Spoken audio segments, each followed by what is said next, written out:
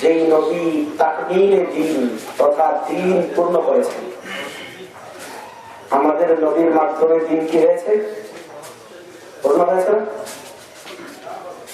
শুকরিয়া জ্ঞাপন করছে ওই আল্লাহ, যে আল্লাহ রাব্বুল আলামিন আমাদেরকে এমন সাহাবায়ে কেরামকে ভালোবাসার তৌফিক দিয়েছেন, যেই সাহাবায়ে কেরাম আল্লাহ রাব্বুল আলামিনের দ্বীনকে তামকিন তথা দ্বীনকে জায়গা দিয়েছেন।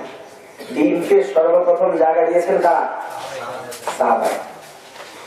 শুকরিয়া জ্ঞাপন করি ওই আল্লাহ রাব্বুল আলামিনের উপরে, যিনি আমাদের এমন ব্যক্তিত্বের অনুসরণে আল্লাহ রাব্বুল আলামিনের শরীয়ত মানার তৌফিক দিয়েছেন, যিনি সর্বপ্রথম তাদবীর দ্বীন তথা দ্বীনকে একত্রিত করেছেন। ওই ইমাম আবু হানিফার পথ নির্দেশনায় আল্লাহর শরীয়ত মানার তৌফিক দিয়েছেন, আলহামদুলিল্লাহ।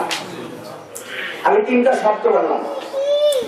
একটা শব্দ হচ্ছে তাকমীলে দ্বীন। বলেন, তাকমীলে মানে দ্বীন পূর্ণ করা, দ্বীন। দুই নম্বর শব্দ বলেছি তামকিনে দ্বীন। কি? সব ওয়াজিতে কিচ্ছা কাহিনী শুনেন, আজকে কিছু শিখতে রাজি আছেন? রাজি না? বছরে একটা সাধারণ লোকদের যারা মাদ্রাসায় যাওয়ার সুযোগ হয় না, তাদের জন্য শিক্ষালয়। কি এটা? একটা বছরের একটা মানুষে কি স্কুলে গিয়ে মাদ্রাসায় গিয়ে শুধু কিচ্ছা শোনে? কিচ্ছা শোনে যে হুজুরের সুরটা কেমন আজকে দেখবো, স্যারের সুর শোনেন? সুর শোনেন না? স্যার যদি দেখতে বেশি একটা সুন্দর না হয় তাহলে কাছ থেকে বেরোয় চলে যায়, এরকম মনে আপনাদের এলাকায় করে নাকি? যে স্যারের কণ্ঠ বেশি ভালো না, কর্পস, সুতরাং ক্লাস করবো, এরকম। তো ওয়াজ মাহফিল গুলি মৌলিক ভাবে বছরে একটা সাধারণ মানুষের জন্য শিক্ষার জায়গা। কিসের জায়গা? শিখতে আসছেন না? সারা জীবন তো কত হুজুরের টান আর বুঝলেন না? কিন্তু শিখার নিয়ম আছে। তো তিনটা শব্দ বলে। এক নম্বর তাকমীলে দ্বীন। তাকমীলে মানে দ্বীন পূর্ণ করা। আমাদের নবীর মাধ্যমে দ্বীন কি হয়েছে? দুই নম্বর হচ্ছে তামকিনে দ্বীন, দ্বীনকে জায়গা দেওয়া। দ্বীনকে সাহাবায়ে কেরামের মাধ্যমে সর্বপ্রথম দ্বীন জায়গা পেয়েছে, তাদের মাধ্যমে। তিন নম্বর শব্দ বললাম তাদবীরে দ্বীন। কি? তাদবীর মানে দ্বীনকে একত্রিত করা, সংকলিত করা। আরেকটা কাজ আছে, সেটা হচ্ছে তাতহীরে দ্বীন। তাতহীরে দ্বীন মানে দ্বীনের ভিতরে যারা শিরক বিদআতকে ঢুকায় ওগুলোকে আলাদা করে আগাছা পরিষ্কার করা। দ্বীনের ভিতরে কিছু আগাছা ঢুকে না? আপনাদের যখন ক্ষেতের মধ্যে গম লাগান তখন শুধু খালি গম হয় না, কিছু আগাছা হয়? আগাছা হয় না? আগাছার বেলাগিরি বেশি করে, তাই না?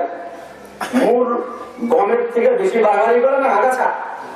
তো এই আগাছা পরিষ্কার করে গমকে ভালোভাবে উদ্গত করার জন্য চেষ্টা করতে হয় না? তো দ্বীনের ভিতরেও আগাছা ঢুকে। কি ঢুকে? ওই আগাছা পরিষ্কার করার জন্য তাতহীরে দ্বীন, দ্বীনকে পরিচ্ছন্ন করার প্রয়োজন। তো এক নম্বর এই চারটা বিষয়ের উপরেই পরিষ্কার আলোচনা করে আমি আমার আলোচনা শেষ করবো। আমার আজকের বিষয় দেওয়া হয়েছে মাযহাব কিউ কেন। মাযহাব কিউ, আমার মাযহাব মানে না? নতুন এক ধরনের পণ্ডিত আসতেছে। কি আসতেছে? ওই পণ্ডিতটা আমদানি হচ্ছে, 2 দিন ধরে সৌদি যায়, গিয়া রিয়ালও কামায়, আরো কিছু কামায় নিয়ে আসে।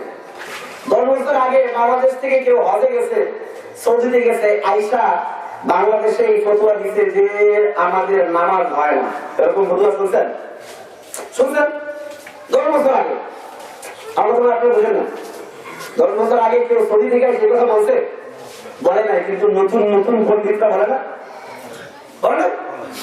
10 বছর আগে ওই পণ্ডিতদের দেখা যায় নাই, সুতরাং বোঝা গেল আর নবীর জমানা থেকে আসে। আমরা তো আপনারা বুঝেন না, 10 বছর আগে যাদের দেখা যায় নাই তারা নবীর জমানা থেকে আসে। নবীর জমানা থেকে আসে। 10 বছর আগে যাদের অস্তিত্ব দেখা যায় নাই তারা নবীর জমানা থেকে আসে।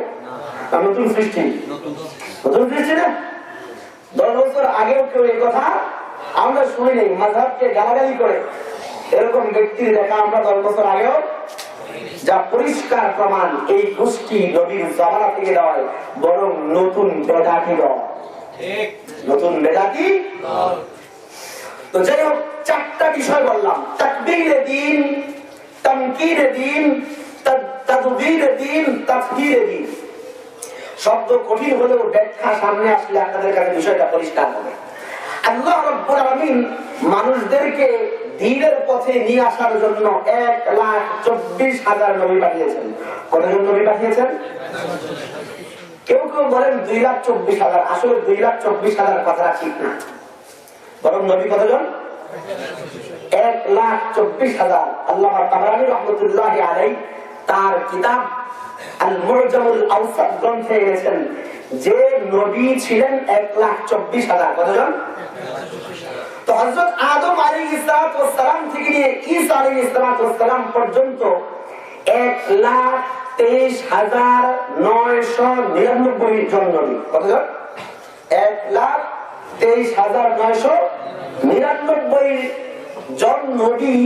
কেউই এই দাবি করেন নাই যে আল্লাহ তাআলা আমার মাধ্যমে দ্বীন পূর্ণ করেছেন। এই দাবি কেউ, একমাত্র আমাদের নবী মুহাম্মদুর রাসূলুল্লাহ সাল্লাল্লাহু আলাইহি ওয়াসাল্লাম বলেছেন, আল্লাহ আমার মাধ্যমে দ্বীনকে পূর্ণ করে দিয়েছেন। আল্লাহ আয়াত নাযিল করেছেন, আল ইয়াউমা আকমালতু লাকুম দীনাকুম, যে আমি তোমাদের দ্বীনকে পরিপূর্ণ করে দিয়েছি। তাহলে আমাদের নবীর মাধ্যমে দ্বীন কি হয়েছে? পরিপূর্ণ। যে দ্বীনের বিল্ডিং এর এক একটা ইটের নাম ছিল আদম, জাকারিয়া, মুসা, ঈসা, আইয়ুব, ইয়াকুব, ইউসুফ, ওই দ্বীনের ওই বিল্ডিং এর সর্বশেষ ইট, চূড়ান্ত ইটের নাম মুহাম্মদুর রাসূলুল্লাহ সাল্লাল্লাহু আলাইহি ওয়াসাল্লাম। আমাদের নবীর মাধ্যমে দ্বীন তাকমিল হয়ে গেছে। কি হয়ে গেছে? দ্বীন পূর্ণ হয়ে গেছে। আমাদের নবীর পরে আর কোন নবী জন্ম নিবে না। শব্দটা খেয়াল করেন, কি বললাম? আমাদের নবীর পরে আর কোন নবী জন্ম না, আসবে না। আসবে না? আমাদের নবীর পরে আর কোন নবী আসবে না, আসবে না, আসবে না, আসবে না, জন্ম নিবে, জন্ম নিবে। এই জন্য কি বললাম? আমাদের নবীর পরে আর কোন নবী জন্ম নিবে না। রাসূল বলেছেন, আনা খাতামুন নাবিয়্যিনা লা নাবিয়্যা বাদি। এর মানে হচ্ছে আমি শেষ নবী, আমার পরে আর কোন নবী জন্ম নিবে না। কি করবে না? আসতে পারে, কিন্তু আর কোন নবী জন্ম। যদি হযরত আদম আলাইহিস সালাম থেকে নিয়ে ঈসা আলাইহিস সালাম পর্যন্ত সব নবী জীবিত থাকতো, তবুও আমাদের নবী খাতামুন নবী সর্বশ্রেষ্ঠ। যেমন পুরা কোরআন শরীফের সর্বশেষ সূরা কি? সূরা নাস না? সূরা নাস না? তো সূরা নাস সর্বশেষ সূরা, প্রথম দিকের সূরা সব বাদ দিয়ে দিতে হবে। যদি সব থাকে তাহলে সূরা নাস সর্বশেষ সূরা থাকে না? থাকে না? হ্যাঁ, নতুন করে যদি কোন সূরা নাযিল হয় তাহলে আর সূরা নাস কি থাকতো না? সর্বশেষ সূরা থাকতো। আর কোন সূরা আসবে? তো ঠিক তেমনি আমাদের নবী শেষ নবী, এরপরে আর কোন নবী জন্ম, যদি কোন নবী জন্ম নিত তাহলে আমাদের নবী আর সর্বশেষ নবী। তো আমাদের নবীর মাধ্যমে আল্লাহ রাব্বুল আলামিন তাকমীলে দ্বীন, দ্বীনকে পূর্ণ করেছেন। দ্বীনকে কি করেছেন? যেই নবীর মাধ্যমে দ্বীন পূর্ণ হয়েছে, ওনার মধ্যে কিছু এক্সট্রা অর্ডিনারি থাকা দরকার না? এক্সট্রা কিছু যোগ্যতা থাকা দরকার না? আগের নবী আসছেন, দেখা গেছে একই সময় একাধিক নবী ছিল। এক এলাকায় নবী ছিল হযরত লূত আলাইহিস সালাম, আর এক এলাকার নবী হযরত ইব্রাহিম আলাইহিস সালাম, একই সময়। কিন্তু আমাদের নবী আসার পরে কিয়ামত পর্যন্ত আর কোন নবী আসবে? আসবে? এই জন্যই আগের নবীদের ক্ষেত্রে আল্লাহ রাব্বুল আলামিন শুধু বিধান দিয়েছেন, কোন মূলনীতি শিখান নাই, কোন মূলনীতি। কিন্তু আমাদের নবীকে আল্লাহ বিধানও দিয়েছেন, মূলনীতিও দিয়েছেন। কটা জিনিস দিয়েছেন আমাদের নবীকে? বিধানও দিয়েছেন, মূলনীতিও। আগের নবী তো উনি মারা গেলে শেষ নবুয়ত, কিন্তু আমাদের নবী কি এরকম মারা যাওয়ার পরে দিন বাকি থাকবে না? তো নতুন নতুন মানুষ জন্ম নিবে, নতুন নতুন এলাকা বিজয় হবে, তো এলাকার মানুষের নতুন নতুন সমস্যা আসবে। সব সমস্যার সমাধান যদি কোরআন শরীফে পরিষ্কার ভাষায় লিখে দেওয়া হয়, তাহলে এই সূত্র কোরআন শরীফে হবে হবে ছোট্ট একটা মাথা হবে। কথার কথা, কেউ যদি মসজিদে নামাজ পড়ার নিয়তে যায় তাহলে সব হবে না? সব হবে না? চুরি করার নিয়তে যদি যায় সব হবে হবে? এমন সুযোগ থাকতো যে মসজিদে নামাজের নিয়তে গেলে সব হবে, চুরি করার নিয়তে গেলে গুনাহ হবে, হবে না? আরেকটা বিধান, ওয়াজ মাহফিলে কোরআন হাদিসের আলোচনা শুনতে আসলে সব হবে না? চুরি করার নিয়ত, জুতা চুরি করার নিয়তে আসলে সব হবে, মারামারি করার নিয়তে আসলে। তাহলে আরেকটা বিধান, যে ওয়াজ মাহফিলে ওয়াজ শুনতে আসলে সব হবে, জুতা চুরি করে আসলে গুনাহ হবে। আরেকটা কথা বলো না, বাজারের মধ্যে দুনিয়ার হালাল রুজি কামাইয়ের জন্য গেলে সব হবে, হারাম কামাইয়ের জন্য গেলে এগুলো শরীয়তের মাসালা না? আমার কথা আপনারা বুঝেন না। এখন এই যে শুধু নিয়তের মাসালা বের করে, এই অসংখ্য মাসালা সব মাসালা না, শরীয়তের বিধান না? সব বিধান যদি কোরআন শরীফে থাকতো তাহলে এক নিয়তের মাসালা দিয়ে পুরো 30 পারা কোরআন হয়ে যেত না? হয়ে যেত না? তো এই জন্যই কোরআনে কিছু বিধান পরিষ্কার আছে আর কিছু মূল নীতি আকারে আছে। কি আকারে আছে? সব পরিষ্কার দেওয়া নেই। সব পরিষ্কার দেওয়া থাকলে এই ছোট কোরআন শরীফ হইতো হইতো বরং এর জন্য আরো কত বিশাল লম্বা কোরআন শরীফ লাগতো। শিয়ারা বলে যে এদের এত বিশাল কোরআন শরীফ আছে, এদের ইমাম মাহদী ওই কোরআন শরীফ নিয়ে কবরে শুয়ে আছে। কোথায় শুয়ে আছে? ওই কিয়ামতের আগে ওই কোরআন শরীফ নিয়ে আসবে, যে এক কোরআন শরীফ প্রায় 70 মাইল লম্বা। কত মাইল লম্বা? তাহলে এই কোরআন শরীফ পড়ার জন্য একটা বাইক লাগবে না? বাইক ছাড়া 70 মাইল লম্বা কোরআন শরীফ পড়া যাবে?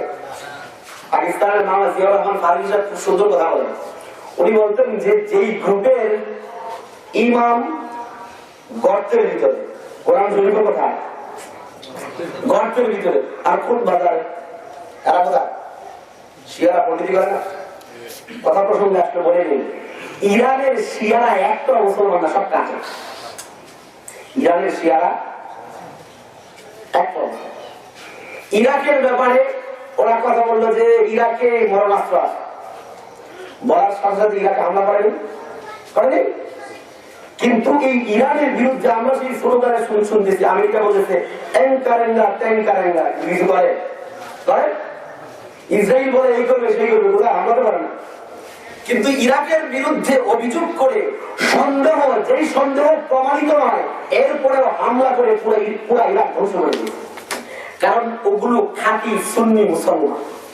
সুন্নি বলতে তো আপনারা অন্য কিছু বুঝে যাবেন। আপনাদের এলাকায় সুন্নি বলতে শেষে বলবো যদি সময় থাকে, আসল সুন্নি কারা আর আসলে চুন্নি কারা। সুন্নি আর চুন্নি বুঝেন তো?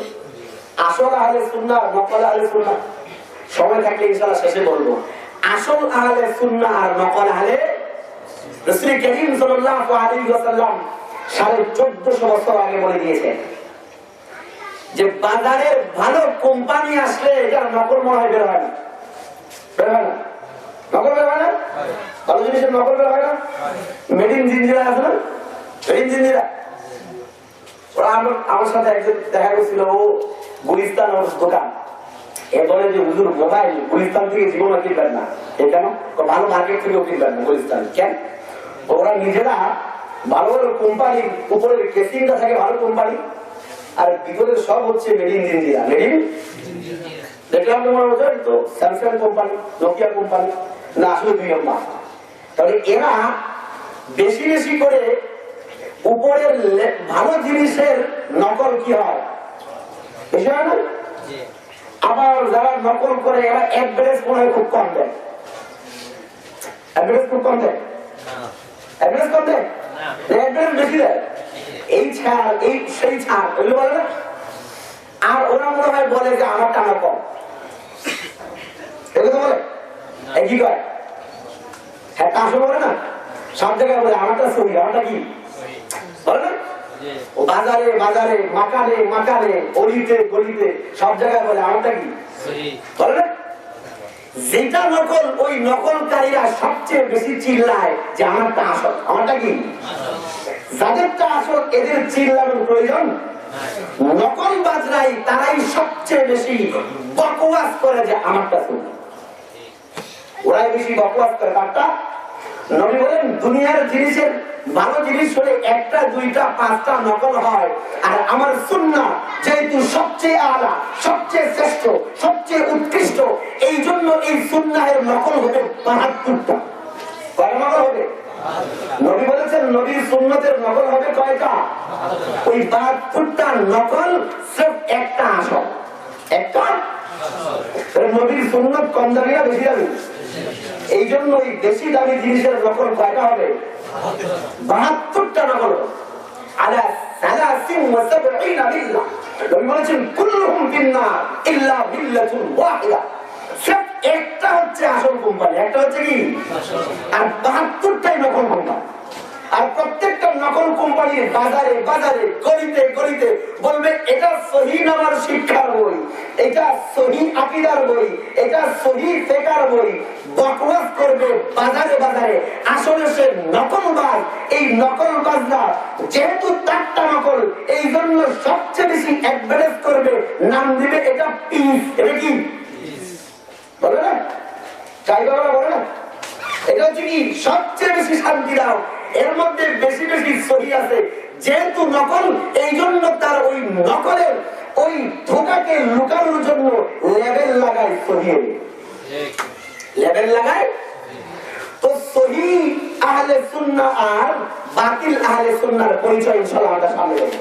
তো যে কথা বলতেছিলাম, আমাদের নবী মাধ্যমে আল্লাহ রাব্বুল আলামিন দ্বীনকে পূর্ণ করেছেন। দ্বীনকে কি করেছেন?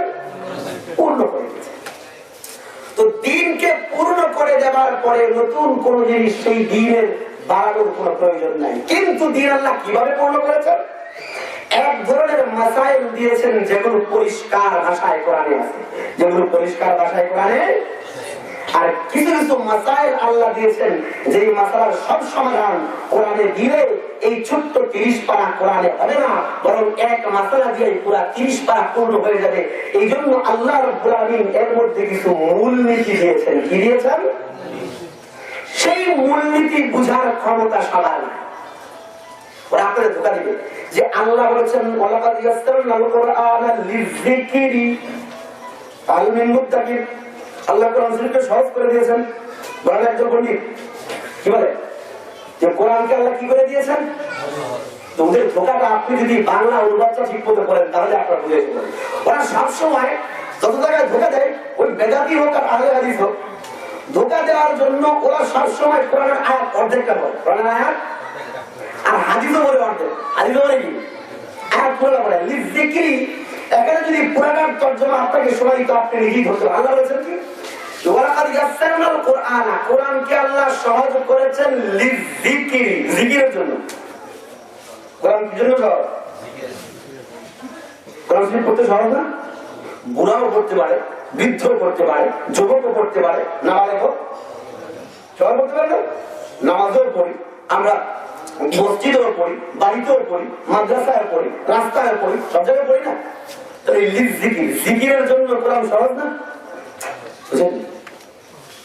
আল্লাহ বলেছেন জিকিরের জন্য সহজ। জিকিরের জন্য মানে কোরআন শরীফ তেলাওয়াতের জন্য সহজ। কিন্তু ওরা আপনাকে ধোঁকা দেয় যে কোরআন শরীফের ভিতরের অন্তর্গত অন্তর্নিহিত মাসাইল বোঝার জন্য আল্লাহ কোরআন সহজ করে দিয়েছে। ধোঁকা। সব মাসালা সবার বোঝার ক্ষমতা নাই। জিকির, জিকিরের জন্য, তেলাওয়াতের জন্য, উপদেশ গ্রহণের জন্য আল্লাহ কোরআনকে সহজ করেছে। সব মাসালা বোঝার জন্য কোরআন সবার জন্য সহজ করে। তো যাই হোক, আল্লাহ তাআলা নবীর মাধ্যমে তাকমিলে দ্বীন, দ্বীনকে পূর্ণ করে দিয়েছে। যেই নবীর মাধ্যমে দ্বীন পূর্ণ করেছে সেই নবীর মর্যাদা অন্য সব নবী থেকে বেশি হবে, এটা স্বাভাবিক। দুইটা উদাহরণ দিয়ে সামনে যাব। মূসা আলাইহিস সালামের মাধ্যমে দ্বীন পূর্ণ হয়েছে, হয়েছে। মূসা আলাইহিস সালামের কারামত আর আমাদের নবীর কারামতের মধ্যে আকাশ পাতাল ডিফারেন্স। ছোট্ট উদাহরণ দিই। মূসা আলাইহিস সালাম লাঠি দিয়া পানির উপরে মেরেছেন, পানি দিবার নাই, দুবার হয়নি? দুবার হয়ে গেছিল। এটা কি মুসা আলাইহিস সালামের নবুয়তের দলিল, মুজিজা, নবুয়তের দলিল। আচ্ছা, সব বসে বুঝবে, মুসা আলাইহিস সালামের লাঠিটা পানিতে পৌঁছালেন, পৌঁছালেন। আমরা তো আপনারা বুঝেন না, লাঠিটা পানিতে পৌঁছালেন, পৌঁছালেন। আর এই পানিটা কি জমিনে ছিল না আসমানে ছিল? কোথায় ছিল? তাহলে মুসা আলাইহিস সালামের লাঠি পানিতে প্রবেশ করেছে, পানিতে লেগেছে, আর পানিটা ছিল কোথায়? জমিনে। পানি কি হয়েছে? তাহলে এই নবী কামেল দিনের নবী না অপূর্ণাঙ্গ দিনের নবী?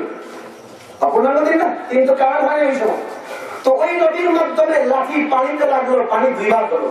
আর কামেল যার মাধ্যমে আল্লাহ দিন পূর্ণ করেছেন, ওই নবী কোটি মাইল দূরের চাঁদের, শত সহস্র মাইল দূরের চাঁদকে আঙুল সেই পর্যন্ত পৌঁছে নাই, ইশারা করেছেন 2 ভাগ হয়েছে। যেই চাঁদ জমিনে ছিল না আসমানে ছিল, যেই চাঁদের দূরত্ব এত বেশি, নবীর আঙুল সেই চাঁদের মাঝখানে পৌঁছে নাই, এর আগে ইশারা দিয়েছেন 2 ভাগ হয়ে গেছে। এই হলো শুধু নবী আর কামেল নবীর মধ্যে পার্থক্য। ঈসা আলাইহিস সালামের মুজিজা কি ছিল? উনি অন্ধ ব্যক্তির চোখে হাত বুলাইলে চোখ ভালো হয়ে যেত। অন্ধ ব্যক্তির চোখে হাত বুলাইলে চোখ ভালো হয়ে যেত না? আচ্ছা, চোখের মৌলিক তার কার্যকারিতা হচ্ছে চোখ দিয়ে দেখা যায়। চোখের মূল কাজ কি? দেখা যায় না। এখন হলো কি, চোখটা দিয়ে আর দেখে না, মানে চোখের যে পাওয়ার ছিল এইটা আপন জায়গা থেকে ফিরে গেছে। চোখের মধ্যে পাওয়ারটা ছিল, সেটা কি করছে? এখানে পাওয়ারটা ছিল, এখান থেকে চলে আসছে, মানুষের অন্ধ হয়ে গেছে। আমাদেরকে আপনারা বুঝতে চান, যে জিনিস এক জায়গায় ছিল এটা ফিরে আসার পরে আপন জায়গায় ফিরিয়ে নেওয়া সহজ না। আমাদের আপনারা বুঝেন, চোখের পাওয়ার ছিল, পাওয়ারটা কি আসছে? চলে আসছে। এখন এইটারে এখানে ফেরত নিলে আবার চোখ দিয়া দেখবে, এই কাজটা সহজ না। কঠিন কোনটা? এখানে এটা ছিলই না, কিন্তু সেই জায়গায় সেই বিষয়টা ফিরিয়ে দেওয়া। রাসূল কারীম সাল্লাল্লাহু আলাইহি ওয়াসাল্লাম মসজিদে নববী যেই চৌকাঠের উপরে হাত রেখে খুতবা দিতেন, মসজিদে নববী যখন নতুন করে নির্মিত হলো, তখন ওই কাঠকে যখন সরিয়ে নিতে শুরু করে দিল, তখন ওই কাঠটা কাটতে শুরু করল। ওই কাঠের জবান নিয়ে বের হলো, ইয়া নবী, আমি আপনাকে ভালোবাসি, আমাকে আপনার সোহবত থেকে, আপনার স্পর্শ থেকে আমাকে দূরে সরিয়ে দেবেন না। এই কাঠের জবান ছিল, কথা বলতে পারতো। তাহলে এর মধ্যে তার জবান শক্তি ফিরিয়ে দেওয়া হয়েছে না জবান শক্তি সৃষ্টি করা হয়েছে? নতুন করে বের হয়েছে না? আর হযরতে ঈসা আলাইহিস সালাম এর হাত বুলানোর মাধ্যমে যেটা ফিরে গিয়েছিল সেটা ফিরে আসছে, যেটা ফিরে গিয়েছিল সেটা। আর আমাদের নবীর স্পর্শে যার যেই জড় পদার্থের ভিতরে প্রাণ ছিল না, যার জবানে কথা ছিল না, নবীর স্পর্শে ওই কাষ্ঠখণ্ডের মধ্যে আল্লাহ রাব্বুল আলামিন জবান করে দিয়েছেন, তার জবান দিয়ে আল্লাহ কথা বের করে দিয়েছেন। এই হচ্ছে শুধু নবী আর তাকবীরে দিন পূর্ণ করেছেন আল্লাহ, যার মাধ্যমে ওই নবীর মধ্যে পার্থক্য। এরকম অসংখ্য পার্থক্য রয়েছে অন্য নবী আর আমাদের নবীর মধ্যে। হযরত ইব্রাহিম আলাইহিস সালাম এর মাধ্যমে দিন কামেল হয়েছিল। ইব্রাহিম আলাইহিস সালামের মুজিজা কি ছিল? উনি আগুনের ভিতরে গেছেন, আগুনের ভিতরে যাওয়ার পরে আগুন তার কাজ করেন, তাই বললো না? আগুন পড়াইছে, তাহলে আগুনের ভিতরে উনি ঢুকেছে, ঢুকার পরে আগুন তার নিজের কাজ রেখে বন্ধ করে গেছে। আগুনের কাজ কি? পড়ায় দেওয়া। তার কাজ বন্ধ করে চুপ করে রয়েছে, তাই বললো না? আগুন পড়ায় নেই, মানে কি তার কাজ ছিল পড়ানো, কাজ বন্ধ করে বসে রয়েছে। আর আমাদের নবী তাকবীরে দ্বীনওয়ালা নবী। হযরত আনাস বিন মালিক রাদিয়াল্লাহু তাআলা আনহু বলেন যে আমার একটা রুমাল, যেই রুমালের মাধ্যমে রাসূল কারীম সাল্লাল্লাহু আলাইহি ওয়াসাল্লাম তার স্বীয় ঘাম মুছেছিলেন। কি মুছেছিলেন? ওই ঘাম মোছার কারণে ওই রুমালের মধ্যে নবীর ঘাম লেগেছে। ওই ঘাম লাগার কারণে ওই রুমালটা আমার যখনই দেখি রুমালটা ময়লা হয়ে গেছে, আমি আগুনে নিক্ষেপ করি, আর ওই আগুন ওই ময়লা পরিষ্কার করে একদম পরিচ্ছন্ন করে ধৌত করে ফেলে দেয়। ওখানে আগুনটা কাজ বন্ধ রাখছে, আর এখানে কাজ চালু করে দিয়ে উল্টা কাজ পোড়ানোর বদলে পরিষ্কার করে দেয়। আগুন জিনিস পরিষ্কার করে না, কালো বানা, কালো বানা করে না। এখানে তার মূল কাজ তো সে করেছে, মানে তার ওখানে শুধুমাত্র কাজ বন্ধ রেখেছিল, আর এখানে তার নিজের কাজ করে সাথে সাথে উল্টা কাজ করে দিয়েছে। এই হলো শুধু নবী আর তাকবীরের দ্বীনওয়ালা নবী হতে পারে। তো আমাদের নবীর মাধ্যমে আল্লাহ তাআলা কি করেছেন? দ্বীনকে পূর্ণ করে দিয়েছেন। দ্বীনকে কি করে দিয়েছেন? এরপরে এই দ্বীনকে সর্বপ্রথম কে জায়গা দিয়েছেন? কারা জায়গা দিয়েছেন? আমি সলিমুদ্দিন, আপনারা, ওরা একজন পণ্ডিত বলবে যে আমরা সরাসরি কোরআন আর সহিহ হাদিস মানি। সরাসরি কোরআন আর সহিহ হাদিস, যে এই কথা বলে শেষ একদম টাকার মিত্র। সরাসরি কোরআন আর সহিহ হাদিসকে মানতে পারবে? আমরা আল্লাহ এবং নবীকে দেখেছি, আমরা নবীকে দেখেছি, কারণ সরাসরি মানতে হবে। মাঝখানের সূত্র লাগবে না, আমার মনে আপনারা বুঝেন না, সূত্র লাগবে না। আমি সরাসরি হাদিস মানবো কিভাবে? সূত্র লাগবে না। তাহলে যে বলে সরাসরি হাদিস মানি, সত্য কথা বলে না মিথ্যা কথা বলে? মিথ্যা কথা বলে না। সাহাবায়ে কেরামের মাধ্যমে দ্বীন তামকিন জায়গা পেয়েছে। কাদের মাধ্যমে জায়গা পেয়েছে? মক্কার মুশরিকরা নবী যখন দ্বীন প্রচার শুরু করে দিল, আঘাত করতে লাগলো, নবীর দ্বীনকে জায়গা কাফেররা দেয়, কিন্তু জায়গা দিয়েছেন কারা? সাহাবা। একজন সাহাবীর কথা শুরু করি, আবু বকর সিদ্দিক রাদিয়াল্লাহু তাআলা দ্বীনকে কেমন জায়গা দিয়েছেন। হযরত জালালউদ্দিন সুয়ুতী রাহমাতুল্লাহি আলাইহির একটা গ্রন্থ আছে, খাসাইসুল কুবরা। জালালউদ্দিন সুয়ুতী রাহমাতুল্লাহ ওই গ্রন্থের মধ্যে তিনি এনেছেন যে নবীর বয়স ছিল 20, আবু বকর সিদ্দিক রাদিয়াল্লাহু আনহুর বয়স ছিল 18। ভালো করে খেয়াল করবেন, নবীর বয়স ছিল কত? আবু বকর সিদ্দিক রাদিয়াল্লাহু আনহুর বয়স ছিল।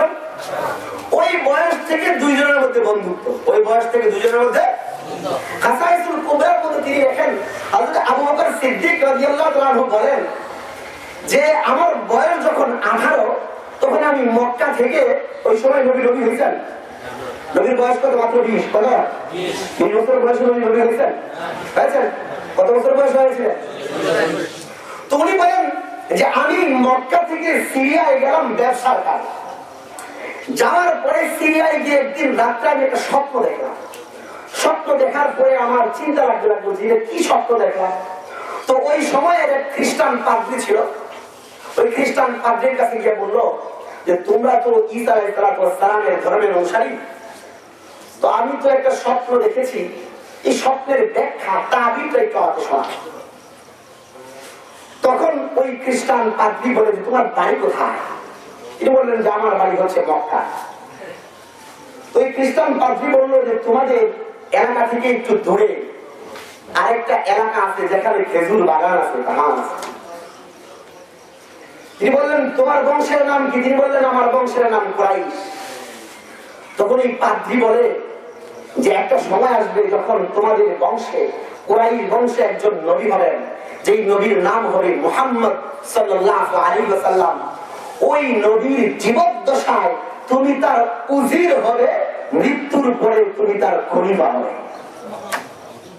তোমার স্বপ্নের তাবির হলো এই, তোমার স্বপ্নের তাবির হলো। আর তো বুঝতে তো পারেন না। এই ব্যাখ্যা শোনার পর আবু বকর সিদ্দিক বলেন যে আমি এই স্বপ্নটা আমার নিজের মনের মধ্যেই রেখে দিলাম, কাউকে বলি। এরপর যখন 40 বছর হয়ে গেল রাসূল কারীম সাল্লাল্লাহু আলাইহি ওয়াসাল্লামের, আর হযরত আবু বকরের বয়স কত হবে? 38। ওই সময় যখন হযরতে রাসূল কারীম সাল্লাল্লাহু আলাইহি ওয়াসাল্লাম নবুয়তের দাবি করলেন, তখন আবু বকর সিদ্দিক বন্ধু মানুষ তো মজা করে বললেন মাদ-দলিলু আলা মা তাদঈ ইয়া মুহাম্মদ, যে তুমি তো নবী দাবি করতেছো, এর উপরে কি দলিল আছে? এর উপরে কি দলিল আছে? তো রাসূল কারীম সাল্লাল্লাহু আলাইহি ওয়াসাল্লামকে আল্লাহ জানিয়ে দিলেন। কে জানিয়ে দিলেন? আল্লাহ। প্রসঙ্গে আসলে বলে নেই আমাদের নবীর যেই এলেম, যেই জ্ঞান, এরকম এলেম এবং জ্ঞান আল্লাহর মাখলুকের মধ্যে কারো না। আল্লাহর মাখলুকের মধ্যে, কিন্তু আল্লাহ যতটুকু জ্ঞান তাকে জানিয়েছেন নবী শুধু ততটুকুই জানেন। নবী শুধু ততটুকুই, অতিরিক্ত কিছু নবী যদি সব জানতেন তাহলে আয়েশা সিদ্দিকা রাদিয়াল্লাহু তাআলা আনহার উপরে যখন মক্কার মুশরিকরা এবং কিছু সাহাবায়ে কেরাম যারা না বুঝার কারণে আয়েশা সিদ্দিকা রাদিয়াল্লাহু তাআলা আনহার উপরে অভিযোগ উত্থাপন করেছেন, তখন হযরত আয়েশাকে রাসূল ছেড়ে দিলেন, আলাদা থেকেছেন না কিছুদিন। নবী যদি আলিমুল গায়ব হতেন, সব জানতেন, তাহলে এই কাজগুলি করতেন না। আরেকটা মজার কথা বলি, রাসূল যদি সব জানে সব জানে সব জানে, তাহলে কোরআন 23 বছরে নাযিল হওয়ার কোনো দরকার আছে? আমরা বুঝিনি না। রাসূল সব জানে, তাহলে কোরআন যে আয়াত আয়াত করে সূরা সূরা করে নাযিল হয়নি? আমরা তো আপনারা বুঝেন না, রাসূলের কাছে পুরো কোরআন একসাথে নাযিল হয়েছে? আয়াত আয়াত করে নাযিল হয়েছে না? আয়াত আয়াত করে নাযিল হয়েছে না? আয়াত এক আয়াত দুই আয়াত তিন আয়াত এক সূরা দুই সূরা এভাবে নাযিল হয়েছে না? তো নবী যদি সব জানে সব জানে সব জানে, তাহলে কোরআন 23 বছরে নাযিল হওয়ার কোনো দরকার আছে না।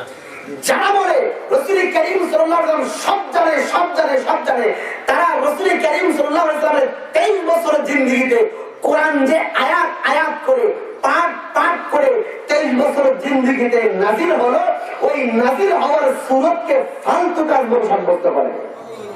কথা ঠিক কিনা? যে সব জানে নাযিল হওয়ার কোনো দরকার আছে? বুঝেন না? আমাদের সব জানে তাহলে নাযিল হওয়ার কোনো দরকার আছে? তাহলে যেই ব্যক্তি নবীর উপরে নাযিল হওয়া পাঠ পাঠ করে সূরা সূরা করে কোরআন নাযিল হওয়ার সূরতকে অযথা কাজ বলে, এর নাম আশিকে রাসূল নয়, মুস্তাহিক রাসূল। ওই ব্যক্তি আশিকে রাসূল না মুস্তাহিক রাসূল। তো যাই হোক, তো আল্লাহ তাআলা নবীকে জানিয়ে দিলেন, নবীকে জানিয়ে প্রথমে বলে দিয়েছে, ভুল বুঝবেন না, আমাদের নবীর মতো এলেম আল্লাহর পরে পৃথিবীর কোন মাখলুকের। এরপর আর কিছু বলা আছে, আমরা বলি যে আমাদের নবী আল্লাহর পরে সবচেয়ে শ্রেষ্ঠ জায়গায় আছে। এরপর আর কি বলবো নবীর ক্ষেত্রে? আল্লাহর পরে সবচেয়ে শ্রেষ্ঠতম ব্যক্তিত্বের নাম। এরপর আর কিছু বলা আছে, আর কিছু বলা আছে। তো আমাদের নবী সবচেয়ে শ্রেষ্ঠতম ব্যক্তিত্ব। যাই হোক, রাসূল কারীম সাল্লাল্লাহু আলাইহি ওয়াসাল্লামকে আল্লাহ জানিয়ে দিলেন হযরত আবু বকর সিদ্দিকের ওই মিশরে সিরিয়ায় গিয়ে যে স্বপ্ন দেখেছিলেন সেটা। তো রাসূল কারীম সাল্লাল্লাহু আলাইহি ওয়াসাল্লাম মুচকি হেসে বললেন, আদ-দালিলু আলা মা আদঈ রুইয়াকাল্লাযী রাআইতা ফিশ-শাম। যে আমার নবুয়তের দলিল হলো তোমার ওই স্বপ্ন, যেই স্বপ্ন তুমি সিরিয়ায় গিয়ে দেখেছিলে, যেই স্বপ্ন তুমি সিরিয়ায় গিয়ে দেখেছিলে। এই কথা শুনে আবু বকর সিদ্দিক রাদিয়াল্লাহু আনহু এত খুশি হয়েছেন, খুশি হয়ে আবু বকর সিদ্দিক রাদিয়াল্লাহু আনহু মুসলমান হবার সাথে সাথে রাসূলের কপালে সর্বপ্রথম চুমু খান। আবু বকর সিদ্দিক একমাত্র ব্যক্তিত্ব যিনি রাসূল কারীম সাল্লাল্লাহু আলাইহি ওয়াসাল্লাম এর উপরে ঈমান আনার পরে সর্বপ্রথম কপালে চুমু খেয়েছেন। আবার রাসূল দুনিয়া থেকে যাওয়ার পরে সর্বপ্রথম কপালে চুমু খেয়েছেন হযরত আবু বকর সিদ্দিক। আর মজার কথা বলি, আমরা বলি আবু বকর সিদ্দিক, আবু বকর বলি না, ওনার নাম আবু বকর, আসল নাম কি জানেন? আসল নাম কি? অনেক মতভেদ আছে, প্রসিদ্ধ হচ্ছে ওর নাম ছিল আব্দুল্লাহ বিন আবি কুহাফা। আব্দুল্লাহ বিন, নাম মনে আছে আপনাদের? নাম মনে আছে? ভালো করে একটা জিনিস বুঝলেন, আরেকটার সাথে আরেকটা জিনিস বুঝলেন, আমাদের ইমাম সাহেবের নাম কি? আমরা যে মাযহাব অনুসরণ করি, ইমামের নাম কি? ইমাম, ওর নাম এটা নুমান বিন সাবিত। নুমান বিন, নাম মনে আছে? নাম তো মনে নাই, কিন্তু সিফাত, তার গুণ মনে আছে। একটা ব্যক্তির দুইটা জিনিস থাকে, ভালো করে বুঝবেন। একটা হচ্ছে তার নাম, আরেকটা হচ্ছে তার কাম। একটা হচ্ছে নাম, আরেকটা হচ্ছে কাজ। বুঝতে পারছেন? নাম আরেকটা কাজ। যখন কোন ব্যক্তির কাজটা এত মকবুল হয়, গ্রহণযোগ্য হয়, তখন তার ওই নামওয়ালা, তার ওই নামটা মানুষ ভুলে যায়, কিন্তু কাজওয়ালা সিফাতওয়ালা নামটা মানুষ স্মরণ রাখে। তো আবু বকর সিদ্দিকের নাম আসলে আবু বকর সিদ্দিক নয়, আব্দুল্লাহ বিন আবি কুহাফা। আব্দুল্লাহ বিন, যেমন আমাদের ইমাম আবু হানিফার নাম আবু হানিফা নয়, নুমান বিন সাবেত। নুমান বিন, আব্দুল্লাহ বিন আবি কুহাফার সিফাত ছিল, কাজ ছিল আবু বকর। কাজ ছিল কি? মানে বকরওয়ালা। তিনি কি ওয়ালা ছিলেন? ঠিক তেমনি নুমান বিন সাবেতের কাজ ছিল আবু হানিফা তথা দ্বীনে হানিফ ওয়ালা। দ্বীনে হানিফ, ভালো করে বুঝলেন? আব্দুল্লাহ বিন আবি কুহাফার নাম ছিল আব্দুল্লাহ বিন আবি কুহাফা, কাজ ছিল বকরওয়ালা। কাজ ছিল কি? আর নুমান বিন সাবেতের নাম তো নুমান বিন সাবেত, কিন্তু কাজ ছিল আবু হানিফা তথা দ্বীনে হানিফ ওয়ালা। দ্বীনে হানিফ, জাহাল আপনারা বলবে যে আবু হানিফার মাযহাব মানো। আবু হানিফা তো হচ্ছে ইমাম আবু হানিফার মাইয়ার নাম। ইমাম আবু হানিফা মানে আবু হানিফা, হানিফার বাপ। আবু মানে বাপ, তা আবু হানিফা মানে হানিফা মেয়ের নাম, তো আবু হানিফা মানে হানিফার বাপ। আসলে সব জায়গায় আবুল এর অর্থ বাপ হয় না, এখানে আবু হানিফা মানে দ্বীনে হানিফ ওয়ালা। দ্বীনে হানিফ, যেমন আবু বকর মানে বকরের বাপ না। আবু বকর সিদ্দিকের কোন ছেলের নাম আবু বকর ছিল না, আবু বকর মানে বকরওয়ালা। বকর অর্থ আমি সামনে বলবো। যেমন হযরতে আলী রাদিয়াল্লাহু তাআলা আনহুকে রাসূল বলেছেন ইয়া আবা তুরা। ওই রাসূল করিম সাল্লাল্লাহু আলাইহি ওয়াসাল্লাম মসজিদে আয়েশা দেখেন একদিন হযরতে আলী রাদিয়াল্লাহু আনহু মসজিদের মধ্যে মাটির মধ্যে শুয়ে আছে, সারা শরীরের মধ্যে মাটি লেগে আছে। তখন রাসূল বললেন ইয়া আবা তুরা, ও মাটিওয়ালা। ও মাটি মানে তুরাবের বাপ না। আবু তুরাব মানে তুরাবের বাপ না, মানে তুরাব মানে মাটি, ও মাটিওয়ালা। যেমন আবু হুরায়রা মানে ছোট বিড়ালের বাপ না, বিড়ালওয়ালা। আবু হুরায়রা মানে কি? বিড়াল। তো আবু বকর মানে বকরওয়ালা, আবু হানিফা মানে দ্বীনে হানিফ ওয়ালা। তো আব্দুল্লাহ বিন আবি কুহাফা হচ্ছে নাম, আর আবু বকর হচ্ছে কাজ। বকর বলা হয় যে ব্যক্তি সব কাজে পাওটা আগে বাড়ায়, ওর নাম কি?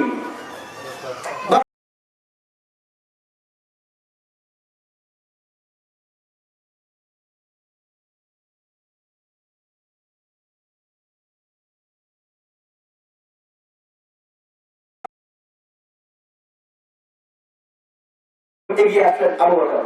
রাসূল বদরে যেতে চাইলেন, এগিয়ে আসলেন আবু বকর। উহুদে যেতে চাইলেন, এগিয়ে আসলেন আবু বকর। খন্দকে যেতে চাইলেন, এগিয়ে আসলেন আবু বকর। রাসূল বললেন আমি মক্কা ছেড়ে মদিনায় যাব, এগিয়ে আসলেন আবু বকর। হিজরতের রাতে রাসূল কারীম সাল্লাল্লাহু আলাইহি ওয়াসাল্লামের সঙ্গী হলেন আবু বকর। যখন রাসূল কারীম সাল্লাল্লাহু আলাইহি ওয়াসাল্লাম গায়ের সৌরে ঢুকতে চাইলেন, এগিয়ে গেলেন কে?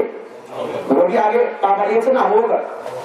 রাসূল কারীম সাল্লাল্লাহু আলাইহি ওয়াসাল্লাম তবুকের জিহাদে যেতে চাইলেন, আবু বকর ঘরের সব সামান নিয়ে এগিয়ে আসলেন। রাসূলের সব কাজে যিনি সর্বপ্রথম পা বাড়িয়েছেন ওই ব্যক্তির নাম আবু বকর। আর সবচেয়ে মজার কথা বলে আবু বকর সিদ্দিক রাদিয়াল্লাহু তাআলা দ্বীনের ক্ষেত্রে কি কাজ করেছেন। আবু বকর এমন ব্যক্তিত্ব যিনি ওই 18 বছর বয়স থেকে নিয়ে রাসূলের 20 বছর বয়স থেকে নিয়ে 63 বছর পর্যন্ত, অর্থাৎ 43 বছর রাসূলের ঘুম, রাসূলের সজাগ হওয়া, রাসূলের বাজার করা, রাসূলের সামাজিক জীবন, রাসূলের রাষ্ট্রীয় জীবন, রাসূলের পারিবারিক জীবন, রাসূলের সামগ্রিক জীবন যিনি সচক্ষে দেখেছেন, রাসূলের জিহাদি জীবন, রাসূলের বদর, রাসূলের উহুদ, রাসূলের খন্দক, রাসূলের মুতা, রাসূল কারীম সাল্লাল্লাহু আলাইহি ওয়াসাল্লামের পরিণ মুস্তালিফের সমস্ত কার্যক্রম নিজের সচক্ষে দেখেছেন। আবু বকর এমন ব্যক্তির নাম যে আবু বকর সিদ্দিক রাসূল মারা যাওয়ার 2 বছর আগে কাফেররা তাকে বিষ পান করিয়েছিল। আবু বকরকেও মৃত্যুর 2 বছর আগে বিষ পান করানো হয়েছিল। রাসূলের মৃত্যুর আগে বিষ পান করিয়েছিল তারা ছিল ইহুদি। আবু বকরকে বিষ পান যারা করিয়েছিল তারাও ছিল ইহুদি। রাসূল সাল্লাল্লাহু আলাইহি ওয়াসাল্লামকে যারা বিষ পান করেছিল সেই ব্যক্তিরা ছিল মহিলা। ঠিক তেমনি আবু বকর সিদ্দিককে যে বিষ পান করেছিল সেও ছিল মহিলা। রাসূলের সাথে যিনি খানায় শরীক ছিলেন ওই ব্যক্তি ওই বিষকে মারা গিয়েছিল। আবু বকরের সাথে যে খানায় শরীক ছিল ওই ব্যক্তিও মারা গেছে, আবু বকর বেঁচে গেছে। রাসূল কারীম সাল্লাল্লাহু আলাইহি ওয়াসাল্লামের মৃত্যু হয়েছে 63 বছরে, আবু বকরের মৃত্যু হয়েছে 63 বছরে। রাসূল কারীম সাল্লাল্লাহু আলাইহি ওয়াসাল্লাম মারা গিয়েছে গিয়েছেন মদিনায়, আবু বকর মারা গিয়েছেন মদিনায়, রাসূল মারা গিয়েছেন, ইন্তেকাল করেছেন হযরত আয়েশা সিদ্দিকার বিছানায়, হযরত আবু বকর সিদ্দিকও ইন্তেকাল করেছেন হযরত আয়েশার বিছানায়। রাসূল করিম সাল্লাল্লাহু আলাইহি ওয়াসাল্লাম ইন্তেকালের সময় হযরত আয়েশা সিদ্দিকা ছিলেন মাথার কাছে, আবু বকর সিদ্দিকের ইন্তেকালের সময় মাথার কাছে ছিলেন হযরত আয়েশা। হযরত রাসূল করিম সাল্লাল্লাহু আলাইহি ওয়াসাল্লাম ইন্তেকালের পূর্ব মুহূর্তে বললেন আমাকে মেসওয়াক দাও, আবু বকর ইন্তেকালের পূর্ব মুহূর্তে বললেন আমাকে মেসওয়াক দাও। রাসূল করিম সাল্লাল্লাহু আলাইহি ওয়াসাল্লাম ইন্তেকালের পূর্ব মুহূর্তে যে মেসওয়াক চেয়েছিলেন সেই মেসওয়াকটা নরম করে দিয়েছেন হযরত আয়েশা। রাসূল করিম সাল্লাল্লাহু আলাইহি ওয়াসাল্লামের মতো আবু বকর সিদ্দিক যখন মেসওয়াক চেয়েছেন সেই মেসওয়াকটা নরম করে দিয়েছেন হযরত আয়েশা। রাসূল করিম সাল্লাল্লাহু আলাইহি ওয়াসাল্লামের নাতি কুফায় শহীদ হয়েছে, হযরত আবু বকর সিদ্দিকের নাতি বসরায় শহীদ হয়েছে। রাসূল করিম সাল্লাল্লাহু আলাইহি ওয়াসাল্লামের নাতিকে নির্মমভাবে শহীদ করা হয়েছে, অন্যায়ভাবে শহীদ করা হয়েছে। হযরত আবু বকর সিদ্দিকের নাতিকেও অন্যায়ভাবে নির্মমভাবে শহীদ করা হয়েছে। রাসূল করিম সাল্লাল্লাহু আলাইহি ওয়াসাল্লামের জানাজা যেখান থেকে উঠেছে, আবু বকর সিদ্দিকের জানাজা সেখান থেকে উঠেছে। রাসূল করিম সাল্লাল্লাহু আলাইহি ওয়াসাল্লামকে যেই খাটিয়ায় রাখা হয়েছে, আবু বকরকেও সেই খাটিয়ায় রাখা হয়েছিল। রাসূলের উপরে যেই চাদর ঢালা হয়েছিল, আবু বকর সিদ্দিকের উপরে সেই চাদরই ঢালা হয়েছে। রাসূল করিম সাল্লাল্লাহু আলাইহি ওয়াসাল্লামকে যেখানে কবর দেওয়া হয়েছে, আবু বকরকেও সেখানেই কবর দেওয়া হয়েছে। রাসূল করিম সাল্লাল্লাহু আলাইহি ওয়াসাল্লাম যেদিন হাসরের ময়দানে উঠবেন, আবু বকর সিদ্দিকও তার সাথে উঠবেন। রাসূল বলেন আমি জান্নাতে গিয়ে সর্বপ্রথম যার সাথে মুসাফা করব তার নাম আবু বকর, তার নাম।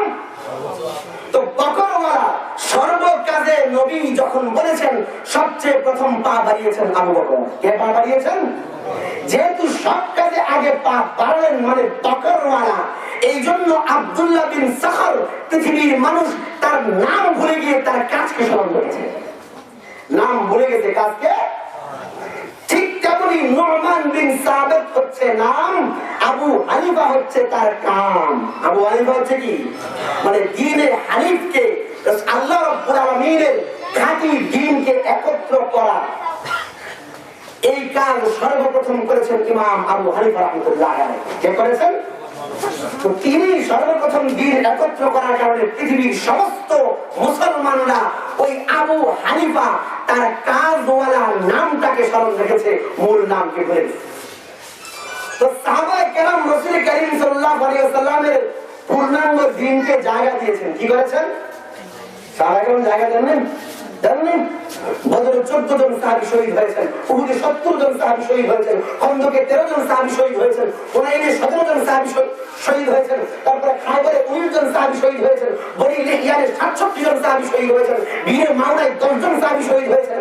এমনিভাবে রাসূল করিম সাল্লাল্লাহু আলাইহি ওয়াসাল্লামের জীবদ্দশায় 256 জন সাহাবী নিজের সন্তানকে এতিম করেছেন, স্ত্রীকে বিধবা করেছেন, তারপরে সংসার ছেড়ে দিয়েছেন, পরিবার ছেড়ে দিয়েছেন। রাসূল করিম সাল্লাল্লাহু আলাইহি ওয়াসাল্লামের ইন্তেকালের পরে আবু বকর সিদ্দিকের জমানায় 1,500 সাহাবী শহীদ হয়েছেন, হযরত ওমরের জমানায় 14,000 সাহাবী শহীদ হয়েছেন, হযরত ওসমানের জমানায় 16,000 সাহাবী শহীদ হয়েছেন, হযরত আলী রাদিয়াল্লাহু আনহুর জমানায় সাহাবী এবং তাবী সহ 35,000 সাহাবী এবং তাবী শহীদ হয়েছে। এত শহীদ হয়ে দ্বীনকে জায়গা দেননি, দ্বীনকে জায়গা দেননি। এক একজন সাহাবী দ্বীনকে জায়গা দিয়ে এক একজন সাহাবীর কবর এখন চিরের মধ্যে পাওয়া যায়। কোথায় পাওয়া যায়?